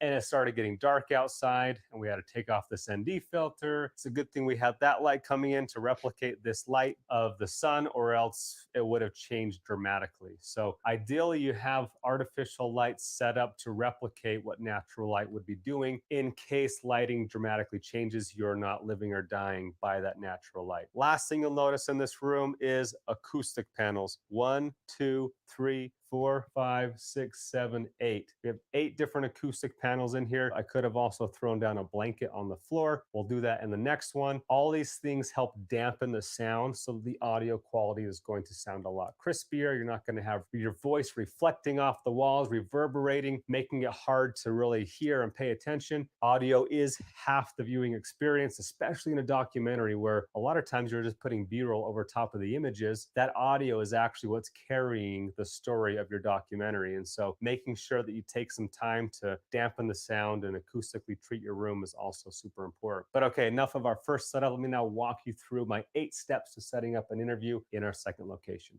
All right, so step 1 to shooting an interview is the location, choosing where you're going to be filming the interview. We talked about this a little bit already, but because this is a mini documentary talking about renovating a home, I wanted the interviews to be in a home setting. So the location should reflect in some way what your subject matter is. My wife, we did it in her home, and now we're trying to cheat like our second interviewee, which is Jackie. This isn't her home, but we're kind of pretending like it is. And so we're switching up the location and coming to what is probably our next prettiest location in our kitchen. So when I come into my location, I'm looking around, looking for something aesthetic, something that looks pretty. I'm looking for leading lines. I'm looking for depth. I want my image to have some depth, meaning some separation from my subject and the background. So the 2 main spots that I'm noticing that I'll probably want to shoot in is something right here where we have the depth of the kitchen and the dining room and some leading lines coming down there. A lot of lights in here giving you some more leading lines. Another option might be looking this way into the main living room. I'm now just going to bring my camera around each of these spots, have Logan sit there as if he's going to be interviewed, and we'll just see how the different options look. And as I'm looking at these options, I'm keeping in mind that I'm going to have Logan on the left side of the frame because I had Lex on the right side of the frame. You know what I should do? These are the only 2 interviews I'm doing for this mini documentary, and it would be What nice should to you be do? able to cut I should reach between out to the them guy and who have did the them be in different Margaritaville parts of thing. the frame so they cut nicely together, versus if they were both on That's one a good side of the idea. frame and ever wanted to use them back to back, it might look kind of like a jump cut. And let's just see if we like one better than the other here. It's tough.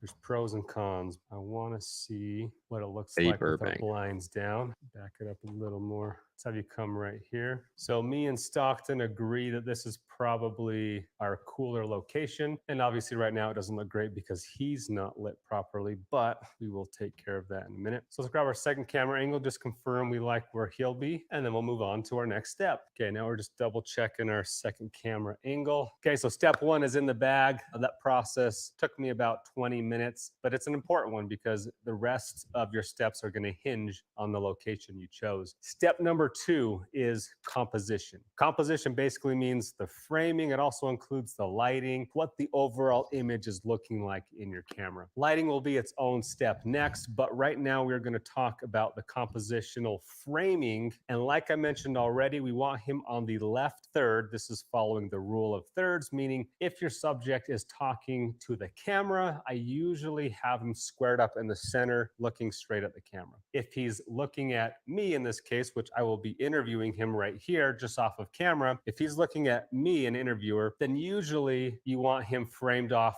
to a third instead of square in the middle. You can still square in the middle and have him look off frame. Plenty of documentaries do that as well. I personally like, if he's looking off camera this way, having more lead room in front of him and less room of the frame behind him. So a third of the frame behind his head, 2/3 of the frame in front of him. That is the rule of thirds. So we're going to be following the rule of thirds here. The second part of the rule of thirds is we want his eye line. I don't have to a be on single the top connection with third. Eddie So Burback. frame's about right here, first third, second third. So that eye line is going to be approximately on the top third of the frame. I already have him. Is that the framed up here Margaritaville guy? in both my angles to be approximately on the left third horizontally and the top third vertically. Yeah. Now going to our medium shot here, this is going to be our medium shot, which is basically waist up. And then this one's going to be the tight, which is just going to be focusing on the face. So you'll notice that his eyes and his mouth are essentially on a third. So his eyes is one of the main subjects because that's where people look when they're looking at someone talking. But we also look at people's mouths when they talk. So those are your two main subjects. And so that's why you're framing on those thirds. You want points of emphasis, points of importance on one of those thirds. His right eye is going to be on the other email. third horizontally. Now, I'm being very exact. These are the rules. It doesn't have to be exactly framed like this. So you don't have to turn on your 2/3 grid and then measure it up perfectly. Just do what looks right to you, looks good, looks aesthetic. Those are just the general locations to be in. You guys will watch documentaries though, and you'll see, hey, he's pretty centered. He's not even on a third. It's okay. You know, allow your creativity to decide how you want them to be set up. These are just the general rules. How far apart do you want these cameras to be from each other? A typical rule is the 30-degree rule, meaning you want this camera to be 30 degrees from your next camera angle so that when they cut back and forth, it doesn't feel like a jump cut, like it's slightly different angles, but too close together. 30 degrees is ideal. If you can't get that, at least make sure you have different focal lengths, which is our next step. Step number 3, which is lens choice. And the lenses we're using here is the 35mm Sigma, which is adapted to a 0.71 adapter so that we can use Canon EF lenses. That allows this to be a full frame look because the C70 is an APS-C sensor. A typical wide shot is going to be between about 35 and 50 millimeter. We could put on a 50 here and then just scoot the camera back a little bit more. I'm probably going to just stick to the 35 because I like the added depth that we get being able to see more of the room. For our tight lens, for Lex's interview, I was at 50 millimeter. 50 millimeter is what you're currently seeing right now. I'd say a pretty typical tight shot. I mean, depending on how tight, would be anywhere from 50. 50 is kind of the low end. So this is 50. We're going to go into 70 so you can see how that looks. This is probably a more typical focal length to be at when you're dealing with these second angle interviews. And the reason for that is, are you free the tomorrow facial at any features point? look most flattering between 70 and 100 millimeter. So at 70, which is where we're at right now, For a couple you hours can in the get afternoon, as I tight am. as you want. and Okay, the face let's isn't lock going to down look a straight. time. So You let that's me it know which for one, and I lens can work choice. around It it. is important And what let's lenses you record choose. It tomorrow, does and let's actually change use what we overall record feel tomorrow. of what you're watching, and Okay. so make sure you are choosing lenses that make sense and not just throwing on whatever you have. By the way, this was a 24 to 70 millimeter Canon we had here, so we're going with the 70 millimeter on that one. But moving on to step number 4 is the lighting. This is the fun part. So where we get to get creative and really make the look come to life. So we're going to go ahead and and grab our key light first. So we've got ourselves a 4-foot soft dome here. Most are going to be around 3 feet. I'd say 3 foot. You know how to make a documentary, guy who joins? We need to learn how to make a documentary. We told people we knew how, and now we have to figure it out. The softer the light is going to be, wraps around the face nicely. Better yet, do you want to come make a documentary? It's going to be more flattering on the features of the human face. It's going to not think show that is a no. blemishes and wrinkles as much. So soft lights, absolutely necessary for the key lights. Usually with these kinds of interviews, what you're wanting to do is create a little drop shadow right against the cheek here and underneath the chin. So the way to do that would be to position the light to the side and a little bit high. If you come too far, you create what is called split lighting. Split lighting is when you have just one side of the face lit and nothing on the other side. I'm sorry, I think that's like a teenager, but that is an unfortunate looking more kid. Common would be Rembrandt lighting. Yeah, he's got a rough chin. It's going to look something more like this. Basically where you're getting a nice little corner of light. Chewing gum helps. Right there, and now you're getting the catch light I have left heard eye, a bit. so you can see his eye lit up well as well. If we come even more, we get into what is called loop lighting, where you basically just see a little shadow right by the nose. Oh, this is a whole thing. All right, we'll go back to this one later. Let's do this one. All right, I'm taking a break. I gotta use the restroom. Yeah, classic educational video. We're going through all the interview styles in documentary filmmaking. So let's get into it. The first style I'm just going to call standard. This is when you have someone sitting, looking just off to the side of camera. This is where you put your interviewer as close to the lens as possible. That's my suggestion, because the eye line, look, I'm looking just off to the camera. You can already tell that I'm not looking at the camera. I'm looking at the camera, off the camera, looking at the camera, off camera. So don't put someone over there, because now you're getting a lot of the face. You want to see both eyes. That's how we connect with people. But a standard interview is the safest way to approach documentaries. It's been kind of the more traditional way. It's often how I do my films.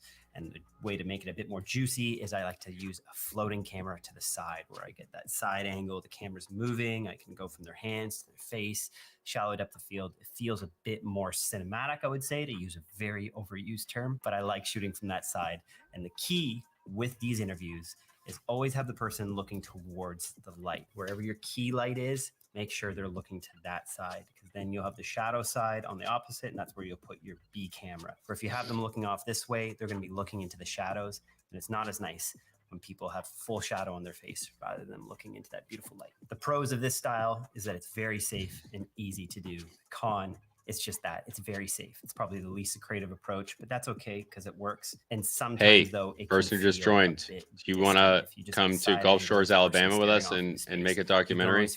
We don't know how. Damn it. Whereas if you They left again. Teratron, that's number 2, which is coined from an amazing documentary filmmaker, Errol Morris. That's where you're looking down the barrel of the lens. Why it's called Teratron is he would use this kind of video display, two-way mirror glass, similar to a teleprompter, and he would display his face over the camera lens, and it would be two-way glass, so you wouldn't see it on the image, but he would be talking to the person, looking right down the barrel. There's cheaper systems of this that just use mirrors, but the great part about that is what's happening right now in this is I'm connecting with you. What's up, I'm Frenchie? How you doing, brother? eyes, and you're looking at me, and you're beautiful. We're in every right now. I'm not way. doing Like any anyone history else, stuff. but we get We're to have a connection. I don't know if even I though I'm told just you staring this. into Oh, I a think I deep, dark did, black but hole of we're the doing camera a lens. And where the Teratron style excels is that it's we're making a more documentary. intimate. It creates a better We connection. were just with going to the do a couple audience, in my interviews. It was opinion, going to be a than little other ease styles, 'cause in. you're looking It for got out of everything. hand real Now, quick. the con of it is that it does require some So technology. we ended up getting like One approval of benefit these it is in clubs, my and now we need to CNN make something film, professional, the and people really Teratron care. went And into the interview. I was in we don't know what we're Canada, doing. and Rod here was You know down how to in make LA. documentaries? We were talking together. I French was are just known over for their Zoom, and you could filmmaking. see my face on the I've been Zoom told. screen, and it felt like we had a conversation. So it is a cool style. It's sometimes overused, but you do see in a lot of documentaries these days, and so it's a great way to try out. And one little thing is if you have someone who's a bit more confident, you don't necessarily need the Teratron. You can just ask them to look directly into lens when they talk, but usually looking into a lens is a bit intimidating. The next interview style is conversational. This is where you get two people we're literally talking about a topic. learning how to shoot make a it documentary kind of right like a now. That's traditional literally all we're scripted doing. Film. The difficulty Like we're of watching this is videos you're on it to often figure it gonna need out. two We're buying cameras to equipment. cross-shoot, or you gotta We got be like a good pretty at good getting what budget, we call like the counter shot. This a is few the person $1,000s. We already spent a see few the scene from $1,000s, to be Battleground. I honest. did this on my own. It's very intimate and it feels like something happening in real time.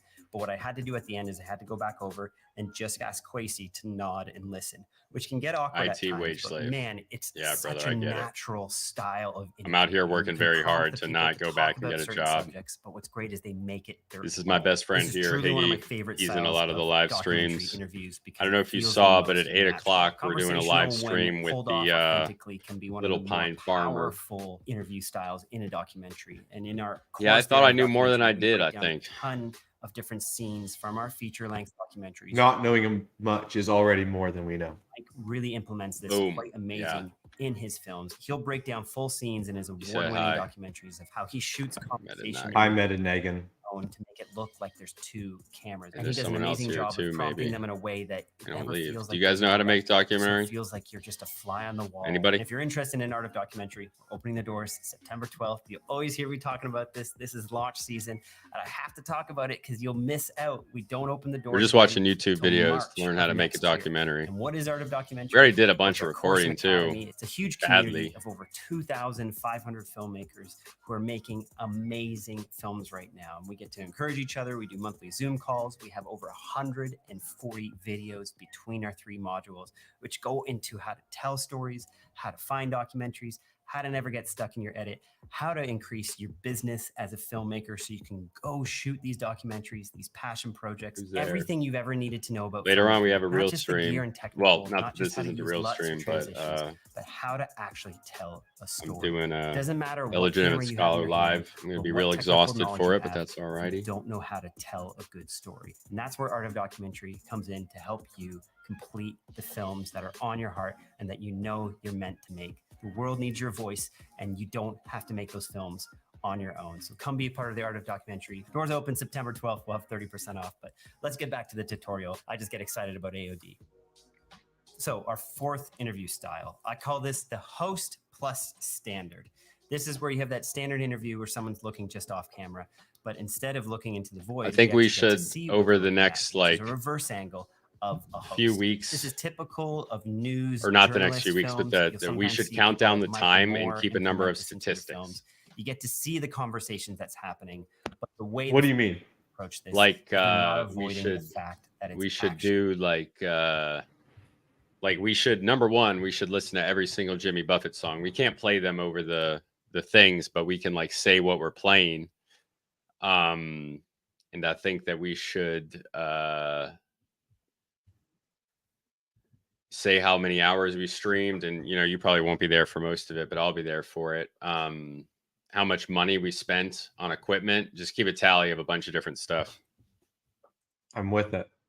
Yeah, we'll start that. I'm going to take some notes today, but I'm getting a lot of this extra equipment over the next couple of days.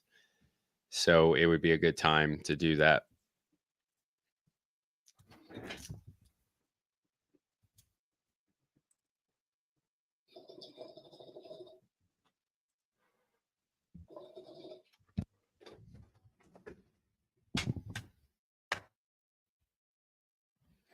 What did you Medinoggin? What do they in France? What do they call, like, do you have provinces or like states? You know what I mean? Of different, the smaller parts of France, like and then which one are you from? Like I think you mentioned it the other day. You said the southwest part, but that's like Aquitaine, right? Or that's the anglicization of it, I think. Region. Oh, you literally call it region? Or is it like region or something? That's always interesting, man. They there's a lot of different ways to this is a cultural thing. I guess I'm going to take a break to talk about what I really like talking about, the cultural stuff. Different cultures have different ways of building things, and I only started thinking about that because I was thinking of the Acadians, who were a group of French people who came from where I'm from in the United States, New England. And it's interesting because New England, we imported a very specific, it's not really that interesting. It's really hyper academic, but this is the Illegitimate Scholar page still, because Prosperous Parrots is not open yet. Well, it's open, but we can't stream.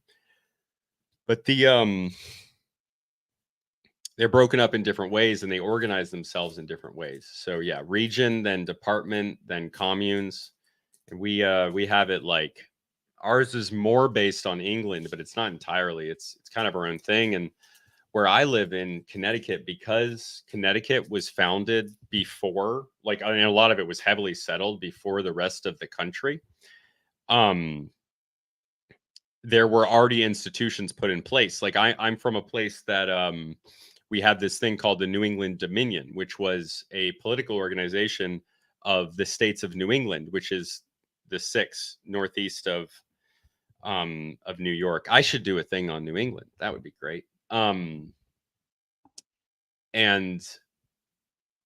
because of that, we have different organizations. Like I'm technically from a village, which is very rare in the US because we don't really have villages like as a designation, but I'm from a village. I'm not going to say the name because it's so specific, you know, but it's like within a town. And we have like a specific form of government, representative town meeting, but that's really just a name type of thing. It's just an old form of government that's pre-United States because they were going on in the 1600s. Based on these old religious companies, religious / profiteering companies. But in New England, they were mostly religious. Yeah. But then there's stuff like real big differences. Like obviously in the US, we have Louisiana, which is the only state that goes with the civil law system, based, of course, in the French system. Well, Roman, right? Because the French is based in the Roman, if I'm getting that correctly. Whereas everyone else is common law system. Yeah. We generally in, you know, I don't know if you know this in France, not that it would be relevant to you, but like in the US, it's the Canadian provinces that are most directly next to your region are a lot more similar to you than like other parts of your own country. So like people from the Pacific Northwest, which is like the American states of Washington and Oregon, they're very similar to people from British Columbia, whereas people from Alberta, Manitoba, and Saskatchewan are from the Great Plains states. And then for me in New England, the Maritime provinces, although the Maritime provinces have a severe difference of being much colder than New England. So they're probably the most different, but we have a lot of shared history. Toulouse region, famous for Airbus and rugby. Old name was Occitania. We don't really like Aquitaine. Yeah, so, you know, I know my geography and especially French geography from playing like Europa Universalis. So I was, I know the names that are on that. Really close to Spain. Right. I was asking you, we were talking about that before because I was asking where it was in relation to Basque or Navarre, because I thought that there was a small amount. Most Basque people live in Spain, but there was a number of a smaller amount in a smaller region in France, in that area right there. But I'm going to play this video and I'm going to take some notes a little bit, but I'll look back up and we're going to learn how to make a documentary together because we got to figure this out, man. Actually, a sit-down interview. It's 2 people in a very traditional sense, sitting in chairs, well lit, talking. This best works, like I mentioned, for journalist pieces or films where you've decided to put yourself in the movie. To be honest, it's not my favorite style, but it is effective if you're doing a journalist style documentary. But there's another version with a host called host plus conversation. And again, I've just coined all these terms. There might be other terms and you can leave them below. This is that Anthony Bourdain style. This is where we're not just watching a conversation, but we're aware there's a host and they're prompting the person with questions, but we get to watch them conduct that interview in a very casual sense. So it's a conversation, but the host is there to help guide it along. The downfalls of this is that, again, it can get boring at times if we're just watching someone try to ask questions that may not be working. But the engaging part of this is that it's fun. You get to do it wherever you want. You can do it in a car. You could do it walking in a field. There's many different ways to approach the host plus conversation style. And if you, again, are in your own film, if you've put yourself in this film or you're following a host, it's a great way to keep it natural and it doesn't feel so stagnant. The next style I want to talk about is what I call in the moment. This is where we're seeing two people walking. It's a bit similar to host plus standard, but something is happening on camera. Again, it's like watching a conversation, except we're watching two people do something and you're grabbing bits of the interview that way. You sometimes see TV shows do this. Need to know how people do this, Higgy, because like I don't know when exactly we're gonna do it, but like, you know, we might be outside. Yeah, that's true. So like, you know, walking around, getting B-roll. I don't know if we're allowed to. Let's see.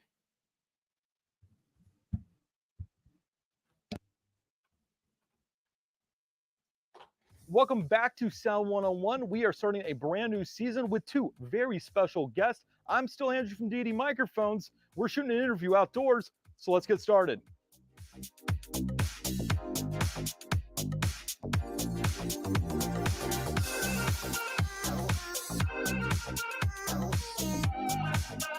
Well, we are excited to be back, and now we are in a new kind of environment because we're in this backyard and we have been tasked to shoot an outdoor interview with Raineen here, and Paul is jumping in to be our audio Dude, expert that is today to teach us everything. we need Higgy, to read know that comment. from That is the most beginning French microphone sounding to the thing pro I've setup, ever How to heard. do an interview outdoors. Like that feels like something that like an American movie would like make fun Before of. we Like it would dive be like into a touching caricature gear, of the let's talk French. about environment. Why is shooting outdoors so hard? God. Well, Andrew, the first I thing love that I making do fun of other before I get countries to set in good is taste. I'm going to check for any weather complications. So we're clear. You know, I'm gonna be Love checking France. I for will make fun of winds, France, but I love rain, and I'm France. going to bring the tools that I need to get good sound under those sorts of conditions. The second thing I'm going to check for, is there any airplanes nearby? Is there going to be like a Airplanes. freeway nearby? Am I going to be able to hear a lot of exterior noise that's going to disturb the quality of the audio? Makes sense. Is there anything about the environment of the location that you consider? Definitely. Is there going to be anything on set that's going to baffle the wind and do me a favor? Is there going to be any sort of like refrigerators or loud machines that run on a cycle that may just kind of, you know, jump into the audio randomly? Talking about, I mean, machines jumping in. I mean, we have a pool right here. Yep. This thing could be kicking on at any given moment. We have to worry about There's that. going to be a Think ton about of background that pool noise filter because over all there, the music. jet over here, that fountain out back that could Definitely. kick on. So we have a Yeah, challenging location. we're gonna have to. That's something we should think about.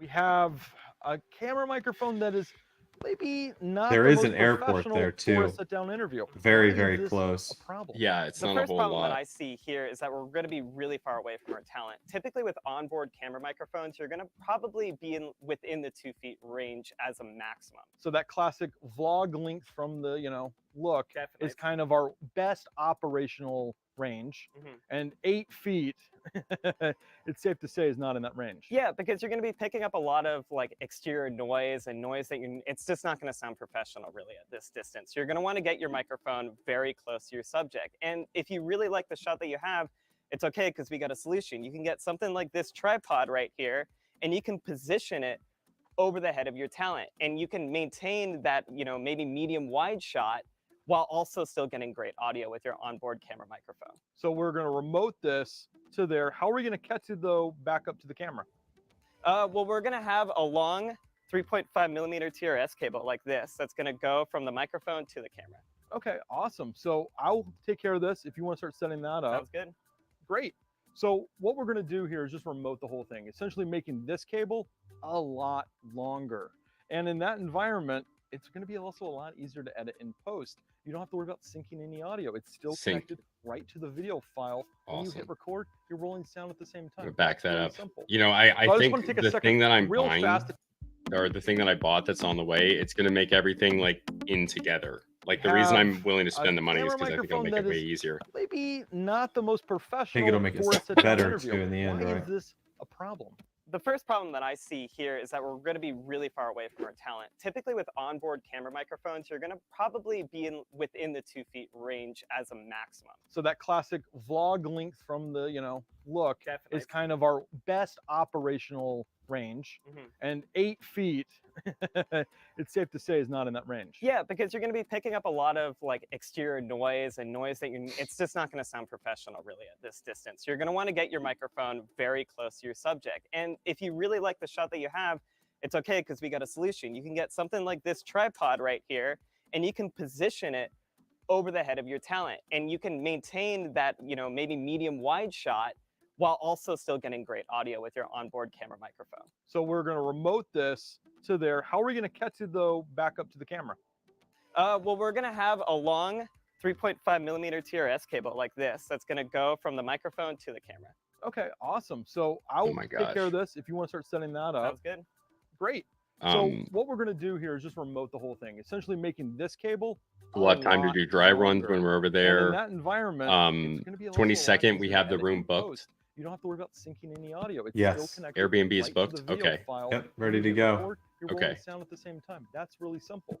So I just want to take a second real fast to talk more about TRS cables. I think it's easy to kind of look at them as like, well, it's a cable. You just like go to Amazon, you buy the cheapest one. That's all you got to do, right? Hold up. It gets a little bit more complicated. So at this particular shoot, you notice we talked about the big giant motor.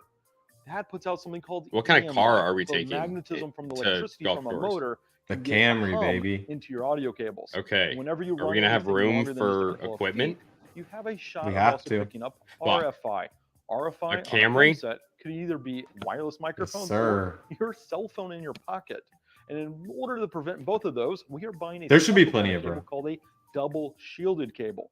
This diagram here shows you that the individual cables are shielded as well as the jacking itself has a shield. It's going to be a Now, lot the of cable we're equipment. using today, they like to classify it as triple shielded.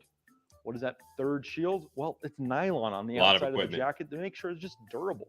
So when you are shopping for a TRS to TRS cable to replicate this on We'll your figure it out. shoot, We'll look figure it for out. We'll a see how big the triple storage is. Shielded cable. Now that we know about TRS cables, let's get back to our setup. And of course, this microphone does have a 1/4 and 3/8 mount. Damn, on I the wish we bottom of could, this you thing. know, So we're just going to go right to that little teleport. ball head. So I'm just going to spin it on. Wouldn't that be Now, badass? Paul, you're taking care of the cable, right? Get the Yep. ascent So down I've here. got a little ball head here so we can tilt this thing. So that way it gives us more positioning than just going right to a stand. Ball heads, you can pick them up on Amazon for like, I don't know, like $7, $10. Not a whole lot. The stand that Paul is using, I picked up on eBay. I think it was like $40, but we also found on Amazon. This is one that we used in that video a while back. Info card is right up here. So if you want to watch that video, $100 audio kit. Essentially, we're expanding it and we're bringing it outdoors. Oh my gosh. To demonstrate 10 the days improvements of our to boom Gulf pole setup, Shores. let's give a little listen to what it sounded like before when it was on our camera and 8 feet away from our talent. My favorite breakfast when I go to brunch, definitely eggs and bacon and hash browns. Now let's listen to our boom pole setup. When I go out to brunch, I definitely need eggs, bacon, and hash browns. So to kind of recap what we just did here, we spent $10 whole on a cable. We spent $40 whole on a stand. And we just took our on-camera microphone, which traditionally, you know, great for B-roll, not great for sit-down interviews, and we've made it an audio beast in this outdoor interview setup. I mean, $50 improvement, and I think the improvement is worth more than $50 whole.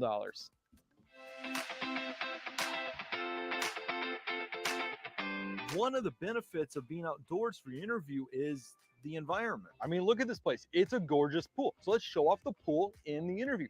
Let's have the talent walk around and show us off why we're shooting outdoors to begin with. So what are we going to do, Paul?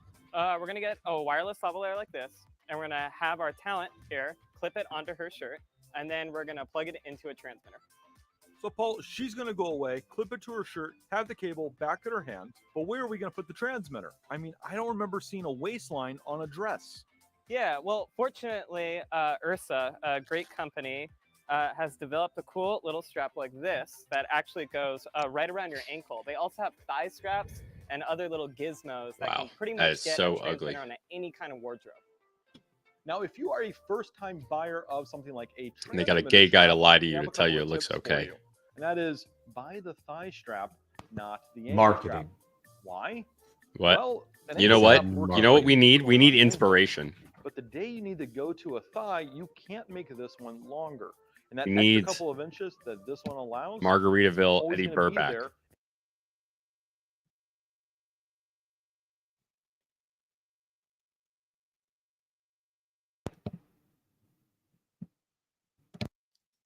I think this was the guy that he liked Margaritaville. This is what started it.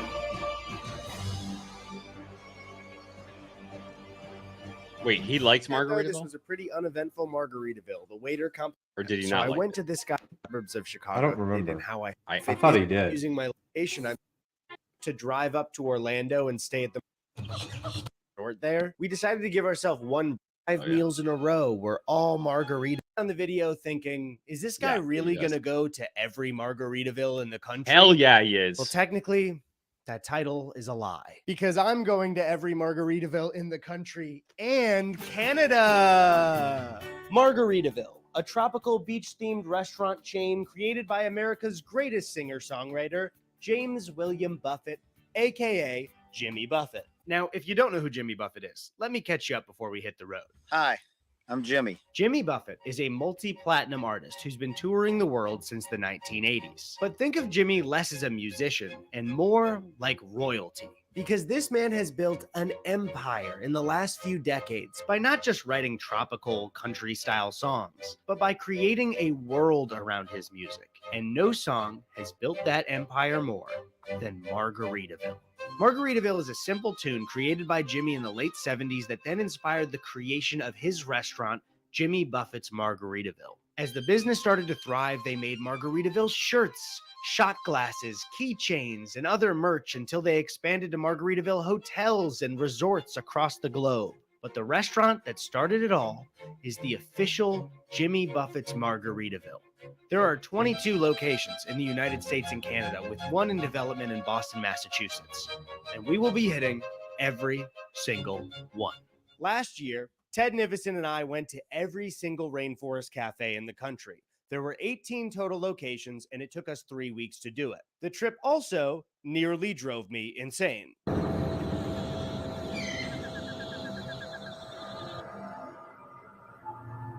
So you must be thinking, what kind of moron would go on such a pointless road trip, not enjoy it, and then decide just 1 year later to do another, even longer, pointless road trip? The night before we started our trip across the entire United States for 24 days, we decided to go to the first Margaritaville. Now, the closest one located to us is the one at City Walk at Universal Studios Hollywood. City Walk is just an outdoor mall in front of the theme park, but you might recognize it from Justin Bieber's famous music video, Baby. And I can't tell you what kind of honor it was to start this journey where Ludacris himself told us that when he was 13, he had his first love. As we headed toward the restaurant, I was getting increasingly nervous because this trip is even longer. I love how he So I was primed about to you with find Jimmy out or what I was with dedicating a 12th Justin of Bieber. my year. Have you After watched this finally video arriving, before? we were Because greeted there was the other almost one at immediately by the the Margaritaville sign. other thing. It was like a And I could not have the guessed Rainforest what was Cafe. inside. Jimmy Buffett's likeness plastered across the entire restaurant.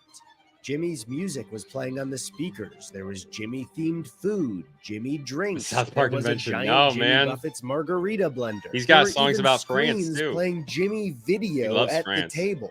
It began to dawn on me that this restaurant wasn't named after just one song, Margaritaville. Last Mango that in Jimmy Paris. Buffett That's made. one of his most famous This songs. entire restaurant was a cult dedicated to everything Jimmy Buffett. They even had my favorite Jimmy Buffett quote on the wall. Pour me something tall and strong. This door is to remain unlocked during business hours. As we were seated, we were given the absolute honor of sitting at the boat table. Now, the boat table was interesting because it's a table that looks like a boat. But finally, it was time for the moment of truth, the menu. I was about to find out what 22 meals of the next 24 days of my life would look like. And to my surprise, it actually wasn't that bad. On our last trip, I was shocked to find things like Yeah, that makes sense. Mojo He's not very Bones, known. Boom There's Boom definitely Sauce, Iggy's Piggy Carrot Head Sandwich, clubs like the and people we more. interviewed that But are this there. menu looked pretty normal, other than the fact that the names of the items were themed to Jimmy Buffett songs that I didn't know. For my drink, I ordered the perfect margarita, and as somebody who loves margaritas, I feel like that name is a little too confident, and after tasting it, I was correct. Perfect margarita? Jimmy, I might want to call this the just okay The margarita. employee Now that's a something Buffett like burn. that, The group and got some onion rings as an appetizer, and as we waited for our entrees, we were just having a good time. I did notice that there was a stage in this restaurant. It looks like it's fully prepared for live music, but it was completely empty for us, so I'm kind of wondering what that's all about. about. For my entree, I decided to start my Margaritaville marathon with a cheeseburger in paradise, which I believe is Jimmy's second biggest song. The burger was exactly what you'd expect out of a chain restaurant. I also need to stress that we are not being paid by Margaritaville on this trip, so as this journey progresses, I will be criticizing Margaritaville the whole way. But Jimmy, if you're watching this, I do take bribes. So our first dinner experience was exactly what you'd expect out of a chain restaurant. The food and drinks were just okay, but it was a dinner with a bunch of friends where we were just having drinks and hanging out, so I had a blast. But that fun was cut short because it was time to say goodbye. Ted and I officially sealed our fate with a handshake because tomorrow we begin one of the most pointless journeys of our entire lives. So I woke up this morning with a stomachache. I think it was almost definitely the Margaritaville food because I had nothing but a breakfast sandwich that morning and then the cheeseburger in paradise and 2 perfect margaritas. Completing this Margaritaville trip will mean that I've done 2 tours and I've already experienced my first casualty, my tummy. My tummy hurts. I have a tummy ache. I really hope my tummy doesn't hurt most days of the trip. No, my tummy hurts. You guys don't know how hard it is to be a YouTuber. So the plan for the first day was to drive from LA to Phoenix because the next Margaritaville on our trip was the one in San Antonio, Texas. Now last year we took Ted's 2002 Toyota Tacoma across the country and Ted is over there with the Tacoma as it gets loaded onto a tow truck. So this year, to avoid ruining Ted's car for good, we decided to rent a newer Tacoma. Dude, and I'll just be buy a honest, new Ted car. was in denial quite a bit. These guys are broke, aren't It's they? not squeaking. It's I'm gonna fine. Gulf Shores. I mean, maybe. Squeak right now. This is too clean. The tires are fine. I use The road trips are more eventful than ours. I think it might be tinnitus. So for the second and final time, we hit the road again. Over 9,000 miles, 22 restaurants, and 24 days on the road. 24 days of my life for Margaritaville. One thing Ted and I immediately realized while driving was that we did not get a truck cover for the rental. And you can't just have your stuff out in the open for rain or for somebody to steal. We decided to go with camos so people wouldn't see our valuables in the truck bed. They would assume there was just a nice little forest back there. Finally, it was time for bed. We had completed the first day of our new journey, but not before we experienced the smoothest and quietest elevator ride of my entire life. Jesus. Day 2, the plan for the day is to drive from Phoenix to El Paso. I went for a quick run in the morning and then I hopped into my favorite elevator. Once again, we hit the open road, and I gotta say, as someone who's been pretty busy lately, it's been really nice to just drive and not think about it. Wait, what is that? What is the thing? Sorry, as I was saying, it's just good to get out there and hit the open road. Is that another The Thing sign? Okay, there are a lot of The Thing signs, and we need to stop for gas anyway, so I guess we'll pull off and see it. I would never be able to guess, though, what was in store for me behind those doors. In front of us was an entire museum dedicated to the what-if scenario of if aliens had come to Earth while dinosaurs were here. Now, I didn't know you could make an entire museum off of a hypothetical scenario, but apparently the aliens had come to teach the dinosaurs technology, and they were there to teach them technology until a war broke out between the aliens and the dinosaurs. The war got to a point where eventually the aliens had to click a big button and send a meteor hurtling towards Earth. And the exhibit didn't stop there. It told us about all the hypothetical secrets of our history. What if the aliens were a part of World War II? I need a big ass whiteboard. What if they drove around Winston Churchill in a car? And what if 9/11? Are we implying what I think that we're Maybe it's something I implying? shouldn't What order. if Maybe I Ted should just did it? get it locally. Finally, it was time for the main event. What's that place called? The Staples? Thing. Ted and I Yeah, endured they're it, whiteboards, they're terrified of what this They're what? secret would hold They're and ass, what it dude. would I mean bought to something our there that lives. fell apart. And I was shocked Well, where to do I find buy that it? It's it was something you just plan on using a lot of by a papier-mâché glass fake one. skeleton thing. No. And not only that, the guy who said he found the thing's name was Binkley. Number one rule in life, I'm not listening to anyone named Binkley. Day Oh, these are more 3, and it is expensive than I time thought for they were. Margaritaville number 2. Ted and I spent most of our day crossing about halfway through Texas until we finally arrived at the San Antonio Riverwalk. We actually came here last year, and I just like this spot a lot. That It's looks a very really beautiful nice, man. place in the city. So we finally located our second Margaritaville and met up with our friend Schlatt. We who could would be easily hit joining that us for while this you're meal. here. Now, this being my second don't have to. Margaritaville ever, I was actually surprised Doesn't look that super it special. looked It looks somewhat nice. similar to the one in City Walk, but it also had like a Texas twist to all of the theming. Immediately that. when we sat down, I spotted this quote on the wall, and I had to know where it was from. Turns out it's from one of Jimmy's songs called Who's the Blonde Stranger, where the main character of the song vacations in Texas with his wife, then proceeds to cheat on her with a blonde stranger while she's getting over a sunburn, but when he wakes up hungover, he finds that she's also cheating on him with a different blonde stranger named Dan.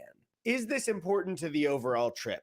No. Is it Sounds important important to to me that you knew this? Yes. Anyways, I ordered the fish and chips. Margaritaville has so much fried fish and shrimp on the menu that I thought I should definitely try their fish and chips because it must be a flagship dish for them. As we waited for our food, I ordered a watermelon margarita this guy that got was sick the first way day, too and he- sweet. I also mentioned a stage at the last Margaritaville. He was where committed, it dude. looked He like stuck live with music it. could be played. That was happening here, which was kind of nice to hear just somebody play live music in a chain restaurant. Finally, my fish and chips arrived, and these look like frozen fish fillets to you, right? Eddie, I cooked those up Damn. in my microwave. Frozen fish fillet. They tasted That sucked. okay, and we had a fun time just chatting and drinking over dinner. We seemed to be in the most Texas corner of the entire restaurant. It had the two things that Texas is famous for: cattle and a big old puddle next to your table. When you see a big old puddle, you know you're in Texas. After finishing dinner, we decided to stroll around the even bigger I puddle, don't think it the rains San that Antonio River, but not before Ted gracefully took a seat in this big Margaritaville chair.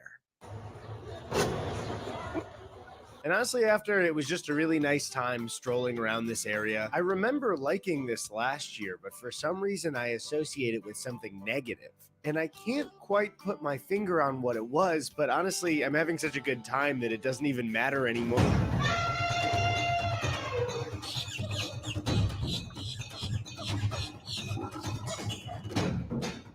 All right, I think it's time to head to bed for the night. Okay, day 4 of the trip, and we're headed from Austin, Texas to New Orleans, Louisiana. And as we made our way across Texas, we decided to stop at Buc-ee's. If you're unaware of what Buc-ee's is, it is a chain of absolutely massive gas stations. It is chaotic in there, but people love it. They Dude, make their own food inside, they have their own merch. People lose their mind for Buc-ee, but to be honest, he kind of creeps me out a little bit. And some of these Buc-ee's are so big, busy, and frantic that as a child, you could easily get lost.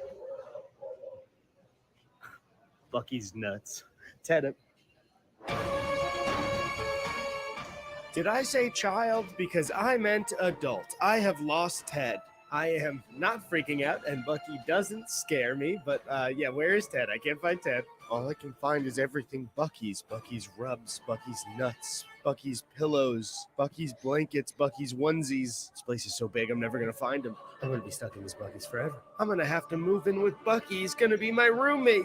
Where is Ted? Oh, he's just at the checkout aisle. Whew. Crisis averted. We also ran into this dude, Braden, who had met us last year while we were on the trip for the Rainforest Cafes because he watches our videos. What are the odds that we see the same guy in a different part of Texas 1 year later for this trip? After our stop at Buc-ee's, we drove all the way to New Orleans. No Margaritaville this night, so we went out on Bourbon Street and had some drinks and a good time.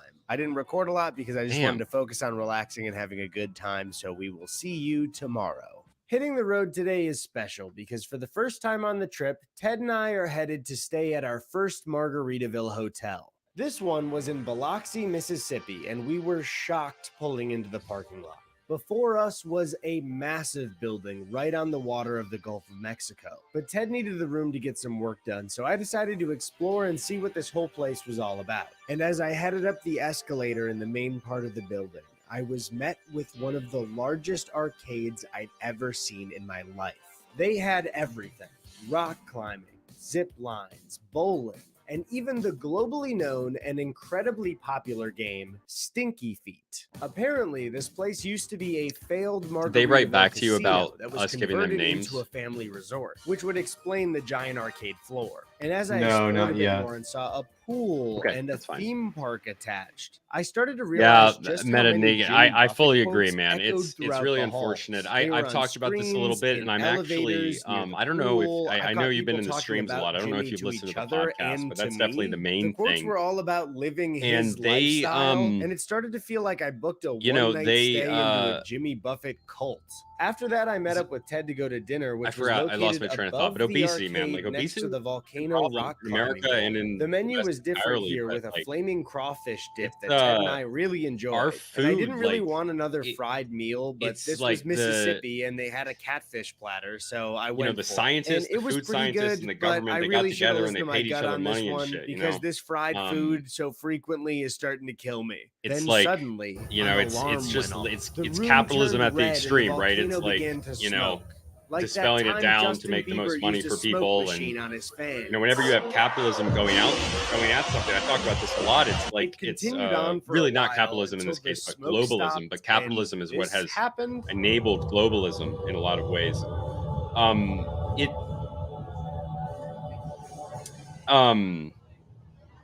it centralizes it higher and higher, and what that means is it homogenizes it, so it makes it for the lowest common denominator. So you end up having buildings and food and like everything Then is after our just the meal, we same, hit and there's the nothing human arcade. left, and it's awful. I did an episode on All right, Ted, go architecture easy about on him. this. Yes. Ted, go easy on him. Right. So corn syrup Ted, is a and just problem. before the whole thing I don't closed, eat a played lot of one corn final syrup. I game try to of the avoid it. world-famous Stinky Feet. The thing is, you need Margarine, two players to big play things like Stinky that. Feet, and I Ted get. was busy I on eat another game, like so I imported charged Irish my card butter, twice and decided to play by myself. or rolled when a Amish child butter. I no used to get. older than 4 walked up, grabbed the Real water gun, yogurt. and You get started yogurt playing next to in the me US. I don't know without if they saying have that a in word. France, but like some of the yogurt here, like the mainstream yogurt, it's like Higgy, we were talking about this like 2 weeks ago, right? It's like a homogeneous paste. It's like one consistency. Yeah, it's not supposed to be completely one After a consistency, fierce dude. That's battle, disgusting. I It's won. not yogurt. I beat It's the the child. ham of I am the biotics. That's king crazy, of man. Stinky Feet. But I get the Today started with Chobani's a every lunch day at the for Margaritaville the in probiotics, and I Destin, try to eat a Florida. little bit Now, this healthier. But of course, I Margaritaville still eat a was lot of processed directly crap. on the water. Unlike, say, the one 'Cause at I'm weak. Universal City Walk, this one was not themed to be on a beach. It just actually was on a beach. Our lunch here was going yeah, to be bro. my first of 2 Margaritaville meals in the day. I got an Uptown Margarita, even though I'm getting pretty tired of having sweet cocktails so often, and also got the jerk salmon. The drink was fine, and the salmon was actually pretty good, especially after a bunch of days of fried and road trip food. The view of our meal also featured a bunch of weird boats. That was just really fun for me to see a lot of boats that look like they're not supposed to be on the water. We then paid the check and got ready to drive just an hour and a half before we had another Margaritaville meal in Panama City Beach. Yo. The PCB location was at this boardwalk area called Pier Park. And even though it was a little bit cloudy, this location was right on the water and beautiful yet again, which was a great distraction because the last thing I wanted to do an hour and a half after my last meal was to eat a meal at the same restaurant in a different location. The interior was pretty big and elaborate compared to some we had seen, but the place was super busy, so Ted and I opted to sit at the bar. I was still so full from the salmon, but I decided to get a chicken quesadilla for my food and a what the fuck was it called? A Ruby Red Renegade for my cocktail. Why did I choose it? Because the name of the vodka in it was called Deep Eddy, and that's my name, so I got it. Even though we were both full and exhausted, at least Ted and I had a perfect view of a very blue-tinted TV screen that exclusively showed Jimmy Buffett's Instagram posts, and Hell yeah, boy, dude. does this guy know how to post. You had to kind of squint to see what the pictures were because the tint of the TV screen was so blue, but this guy's posting feet for free. Jimmy, you are a celebrity. You can charge for those puppies. Then we headed to the beach to see the sunset. And wow, this was absolutely beautiful. I had a great time wiggling my toes in the sand and staring at the sunset. But you don't get to see my toes because you didn't pay me. In the last 6 days, we had driven over 35 hours and over 2,000 miles. And my stomach was absolutely full of 2 Margaritaville meals. But either way, I couldn't deny that this trip had brought me to such a beautiful spot. Ted and I were even lucky enough to see dolphins out there Neo-traditional swimming buildings. in Yes, the I've water. seen that. I don't So think the the dolphins saw us, but if they in did that and are episode, I watching talked this, about you saw my toes for free and you Kaila, owe which me is money. a The part drive of a today was city a big one, in going from Guatemala, Panama I City think. Beach to Hollywood Beach, And Florida. And I'll be honest, it there was a program pretty at Notre Dame, Not not only was it a like 9-hour Notre Dame, the drive, American but we University. had multiple stretches And of heavy rain. I love it. I love it. I hope they bring it back, or at least something that looks good. Well, I'm from I truly Florida, and believe the that the rain modern isn't such a big architecture is deal. meant Shut to up. demoralize Okay, shut up us. and go tell Mickey Mouse I do not care. Rain is slippery, and slippery is dangerous. We got to the Demoralize Margaritaville our Hotel humanity. completely exhausted. This was another massive building. It featured a chandelier of margaritas and what seemed to be a Jimmy Buffett museum lining the hallway. The restaurant was attached to the hotel, so we sat down exhausted and starving. Now, this menu was a bit classier than other locations. We ordered a shrimp ceviche and poke nachos. Both were pretty good, unlike my ginger margarita, which was not great. But my entree, the lemon tahini bowl, made this the best meal we had so far. Turns out the best meal you can have at Margaritaville is when you have food that isn't from the standard Margaritaville menu. And after an exhausting day, having some decent food and drinks was exactly what I needed. They also had a live band playing, and for the first time at Margaritaville, I was feeling it. I had Jimmy fever. Jimmy's concert footage was playing on screen, and it was a comforting presence after a hard day. After dinner, Ted let me know that he had to last minute record something for his channel, so he got a separate room and I got ours all to myself. But lucky for me, I was kept company because Jimmy was on the hotel TV. Hi, it's me, Jimmy. Oh my Thank gosh, you for that's escaping amazing. to Margaritaville. For many years, Margaritaville was only a song about a mythical place. Now, Margaritaville is real. Watching the hotel TV made me realize just how strikingly handsome and charming Jimmy was. So now enjoy Margaritaville and remember, fins up. Fins up, Jimmy. Waking up on day 8, we had 2 Margaritavilles on the schedule. The first on the list was in Miami. As we headed into the city, we spotted the coolest guy that's ever lived. Oh yeah, bro. What's he doing? Oh, he's flying like a plane. And then we pulled up to the Miami Margaritaville, which was right on the water. At this point, I am about to give up on trying one cocktail at every Margaritaville. We just drank last night, and it's not even just about the alcohol, it's the sugar when you're having cocktail after cocktail. But for now, I got the last mango in Paris, and good for me, this is one of the best cocktails I've had so far. But a little hungover and exhausted, I spotted a familiar face. I looked up and saw Jimmy once again on the screen, as if to say, "You're all good, pal. Have a good time." Jimmy I Buffett ordered isn't the even grilled a fish dude. tacos, You which for hold your Margaritaville were pretty frickin' damn mouth. good. Now, if this were at a Not good taco okay. stand somewhere, they No, would be Kenny. mediocre to kind of bad. But for now, they're hitting the spot. Then it was time to book it to Key West, Florida. We got lucky on the drive and just narrowly avoided this storm. But I gotta say, once we actually hit the highway to Key West, this drive was absolutely beautiful. Dude, If you're unaware, the Florida right here in Keys this are a chat collection here. of islands off the mainland of Florida. In Hold American up. We right now, boys. Okay, ethnically, obviously, me and Higgy and Doug Dimmadank, we are Americans, but ethnically, as long as you're an ethnic Frenchman, I'm an ethnic Irish, and Higgy's an ethnic English, and Doug Dimmadank is an ethnic Spaniard, and that is all 4 of those major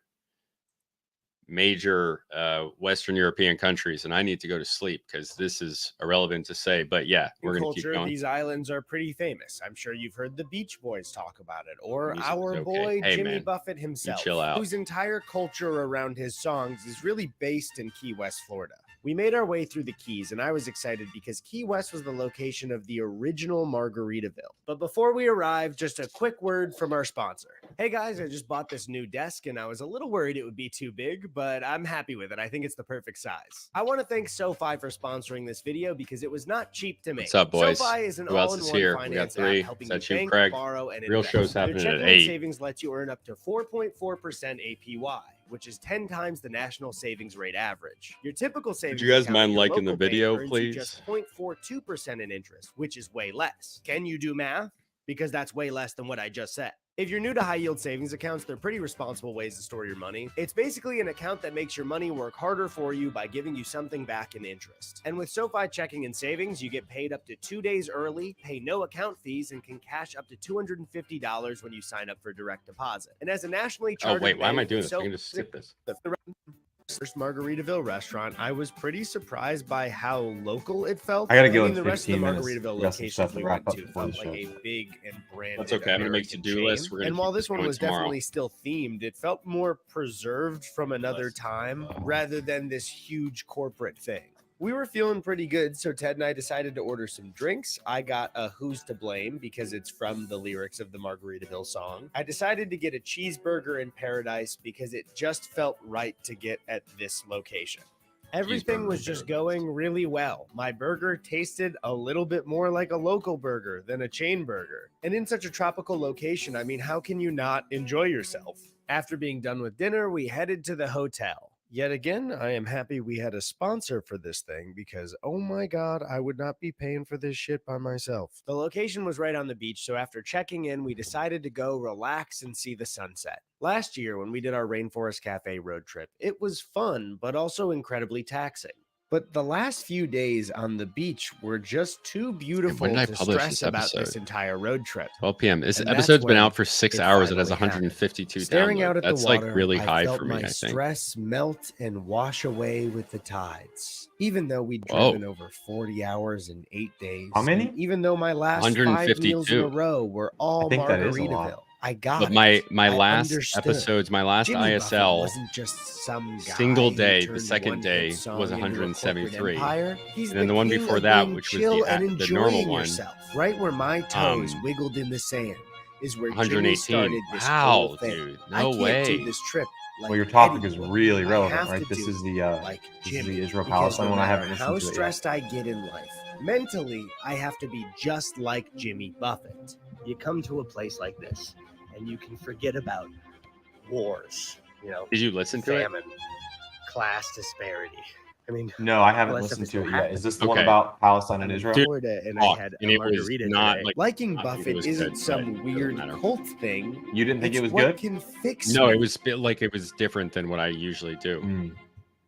The next Seemed like the morning, Discord I liked woke it. up feeling better than I ever have in my And check the entire Discord. life. And as I was going through my bag, I mysteriously found an article of clothing that I had never packed. This shirt not only looked great on me, but also had put itself on my merch website, yikeshop.com. And you can get it by going there or clicking the link in the description. What the hell? That's so weird. Anyways, I felt Wow. refreshed and was ready to head back Good to response from mainland Craig and Florida. Andrew, Today's but, plan was you just know, to drive they're up the- to Orlando and my stay biggest at the Margaritaville supporters that Resort aren't. there. We decided to give ourselves They're the one break day OGs. because it's near the halfway point, and then the next day we'd be going to Universal Studios Orlando, where there's a Margaritaville restaurant at their City Walk.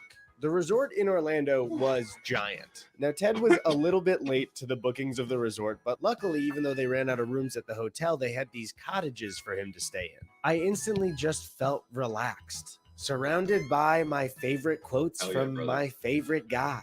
Oh, and also it was nice to be with my lovely girlfriend, Chrissy. Margaritaville.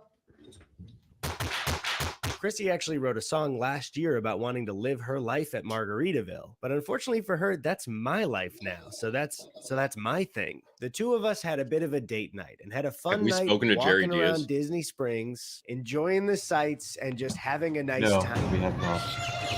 Do we have like access to him? Yes, we can set that up while you're here, probably, if we have the Okay. time.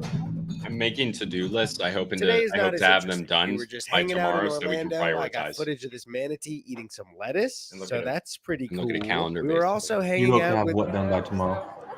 These to-do we were lists, hanging out I'm with making Drew a bunch of Gooden, different my to-do good lists friend on Drew different Gooden. pads. But Drew and Amanda Oh, I did see. join us Of on the tasks and Rainforest stuff. Cafe Some of them are like trip in my personal Orlando ones, last too. year. So I figured, of course, I would ask them if they wanted to do it again. Do you want to go to Margaritaville? No, Serious, it's just I'm one not- dinner. I'm not eating dinner right now. Again. It's tomorrow. Your place. You live here anyway. I want to go home. You can do it whenever. I don't want to. Back when we were in Biloxi, I feel that I was a bit misguided in how I felt about Jimmy. Staying at our third Margaritaville resort brought me so much comfort. Jimmy was constantly speaking to me and reminding me to be calm, to breathe in and appreciate the beach, and also to drink alcohol. Leaving the resort, though, we were headed to Universal Studios Islands of Adventure because Margaritaville was located just outside the park at City Walk in Orlando. Before we entered the park, Chrissy got this awesome hat. I also tried on a hat that I was totally pulling off.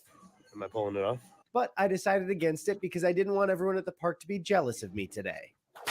We then entered the park and immediately Ted got something called Who Hash, which is, you know, a Dr. Seuss themed food that looks like it's served out of a dog food can.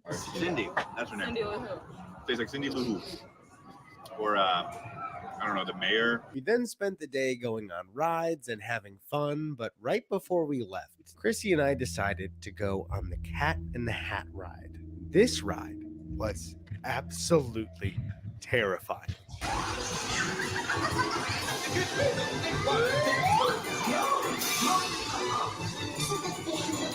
What the hell is this? What? Is the this fuck? supposed to be for children? Because this would absolutely terrify me as a kid. It terrified me right now. One thing that we should do is we should tell them, like, I don't know what they have set up, but like if there's anything that they want us to cover, And after being that we would absolutely be willing to traumatized do by the that, Cat in the and Hat like ride, that we decided to go appreciate to the like Margaritaville all just the hospitality and This everything. one had an extra bar across the walkway You know what I mean? with a plane next to it. Yeah. And this is where and I not figured out that necessarily every not time you see a necessarily plane in guarantee Margaritaville, to it's a them that it will replica of be in the Jimmy's personal documentary. seaplane Of with course. Guarantee to atmosphere them that we'll dancer. get Wait a we'll minute, get the quick word out about it, and clarification we'll here, give them like a this product. is Yeah. an actual fucking of it. plane. They You think that's a retired good Jimmy's idea? plane and No, it I is think that's a great decoration at idea. Margaritaville in Orlando. I was next to Jimmy's real plane I'll and I had express no that idea. to I'm such an them idiot. When we sat down for dinner, I got the hooly when they hooly respond chicken to and this shrimp. last email. And this dish sucked. The chicken was fine, but the shrimp was really dry. It seems like all these people work But day hey, jobs. I just expect like to hear my from them in the favorite evenings. guy, I spent the day in the sun. I ate some food and had a margarita by the water, and also got to see Margaritaville employees on stilts. It's always fun to see somebody on stilts. You're not supposed to be that tall, and I'll be quite honest, it'd be funny if you fell over. The next day, I had to say goodbye to Chrissy as we headed out from the Margaritaville resort. Whoa. To meet at the truck, we had to head to the cottages that Ted was staying in, and I got Can a you good scroll look the at this video screen all the way to neighborhood. the Who top? would have It's cut thought off that like Jimmy halfway. also owns full Thank you. neighborhoods across the country. And normally this would make me feel kind of weird, but I'm just glad that they're providing housing to those in need. Retired people in Orlando. Once again, we hit the road, headed for Myrtle Beach, South Carolina. Now, we're not eating at the Margaritaville there tonight. We're actually doing it tomorrow afternoon, which is great because my stomach is on fire. But I've learned from Jimmy, you know, all of it is worth it at the end of the day when you're rewarded with a tropical location. And looking at the rest of the trip, I can't wait to explore the other tropical locations this nation has to offer. Margaritaville's in places like Atlanta, Georgia, Syracuse, New York, or Cleveland, Ohio.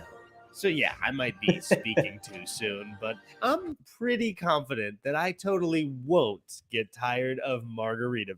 When we woke up in Myrtle Beach, we didn't get to see the beach or the ocean at all because we had to go straight to the Margaritaville. This will start a stretch of 4 Margaritaville meals in a row.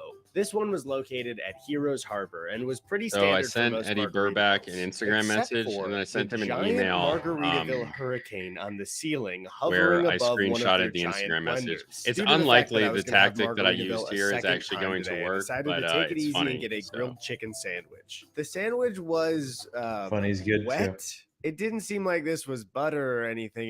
It tasted like water. I'll be honest. This in morning the I chat. am out of energy and my seen chicken you. sandwich is super bland. Normal Seen- Eddie would be bummed. But it was like I could almost feel Jimmy's large, warm hands on my shoulder as I took in a breath and pictured myself on the beach. Pixelated toes wiggling in the sand. Suddenly, I was okay again. Immediately after Oh, yeah, Heroes brother. Harbor, we had to book it to Atlanta, Georgia. Our schedule was very tight, so we had to get to Atlanta before we went to bed that night because the next day we had a very long drive and 2 Margaritavilles to hit. But on our drive, traffic completely stopped. Stuck on the highway. I have to pee. The delay was so long that we ended up calling the Margaritaville and asking when they closed because our ETA was 10 p.m. Luckily, they said the kitchen was open until 11, so we were fine if we got there an hour early. But when we arrived, we found the doors were locked, and when we asked one of the employees, they said they closed the kitchen early. This would completely ruin the next week of planning for us. But Ted threw a Hail Mary and told them that we were going to every Margaritaville in the country and that we absolutely needed to eat here tonight, but we didn't want to bother them. So if there was any way they could even give us like a bowl of chips to eat, that would be enough. And the manager said, I got you. So they had us sit down, and the bar was open, but the kitchen was absolutely closed. They got us margaritas and then brought out a piping hot plate of ribs, fries, and spinach and artichoke dip. Ted and I were kind of in disbelief because they had no reason to do this for us, but they just did it because they saw we kind of needed some help with our extremely stupid road trip. And all the manager asked was that we just give her a good Google and Yelp review. So we absolutely did that. We, of course, How many left a subscribers tip. does this And guy I just have? gotta say, this is not me praising the 1.66 million, Margaritaville but be careful. Corporation. It was Subscribers just has really every gone single down as a employee good in there metric. was so nice to In us. fact, How it many might hurt views you. does he have? We are two guys doing the On this video? stupidest thing in the world. On this and they one? did not need to do any extra work 6 for million. us, and I am very grateful that they Damn. did. So thank you to everybody who worked. I mean, there. if It is 7 a.m. you know, and this is this guy, like he didn't spend as much time on it as we are. Well, obviously he knew things already, right? So it's like not the same Yeah. thing. But like I don't think ours is going to get 6 million views. No, I don't think I would be so. very happy if it did. That would That'd be be sick. that would be beyond my wildest dreams. But it would be stupid if it did.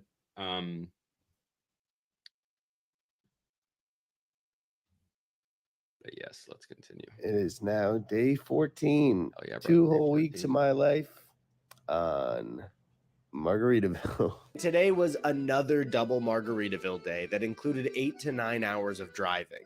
Ted caught up on some sleep as I drove, both of us mentally exhausted. And as we got to downtown Nashville to have lunch, we walked our way to the Margaritaville. This one was Bear pretty Hunt next standard. month. You know, it had live music, a tiki room, and a plane on the ceiling. Did I want to be in another standard Margaritaville eating another standard Margaritaville meal? Not exactly, but it's not about what I want. It's about what Jimmy would do. I got a Southwest chicken salad, and when the salad arrived, the chicken was so dry, which is fine. You know, I don't have a problem with that at all. In fact, I think that's cool as Love hell. dry Give shit. me another Oh, yeah, I margarita. Give me another margarita. Margaritaville number 12, I think. How you feeling, Ted? I'm fucking losing it. Then it was time to head for the 13th in Pigeon Forge, Tennessee. Now, Pigeon Forge is famous for its theme park, Dollywood. Now, Dollywood is a magical place created by country legend Dolly Parton. This is the season for Dollywood. And to be honest, I would love to check this out, but we have no time to do anything on this trip but go to Margaritavilles. Heading into Pigeon Forge, their main street reminded me a lot of the Wisconsin Dells, where I went frequently as a kid. Both feel like Vegas strips for Midwest family tourists. The Pigeon Forge Margaritaville was a hotel and a restaurant, but I did not expect it to be in the middle of this huge entertainment center with a Ferris wheel. Ted and I were splitting this very interesting room. It was covered in Margaritaville branding and also had a balcony that went out into the shopping center. We headed down for dinner, and this Margaritaville restaurant was pretty standard except for 2 giant jugs of margarita ingredients with piping that led to the restaurant's blender.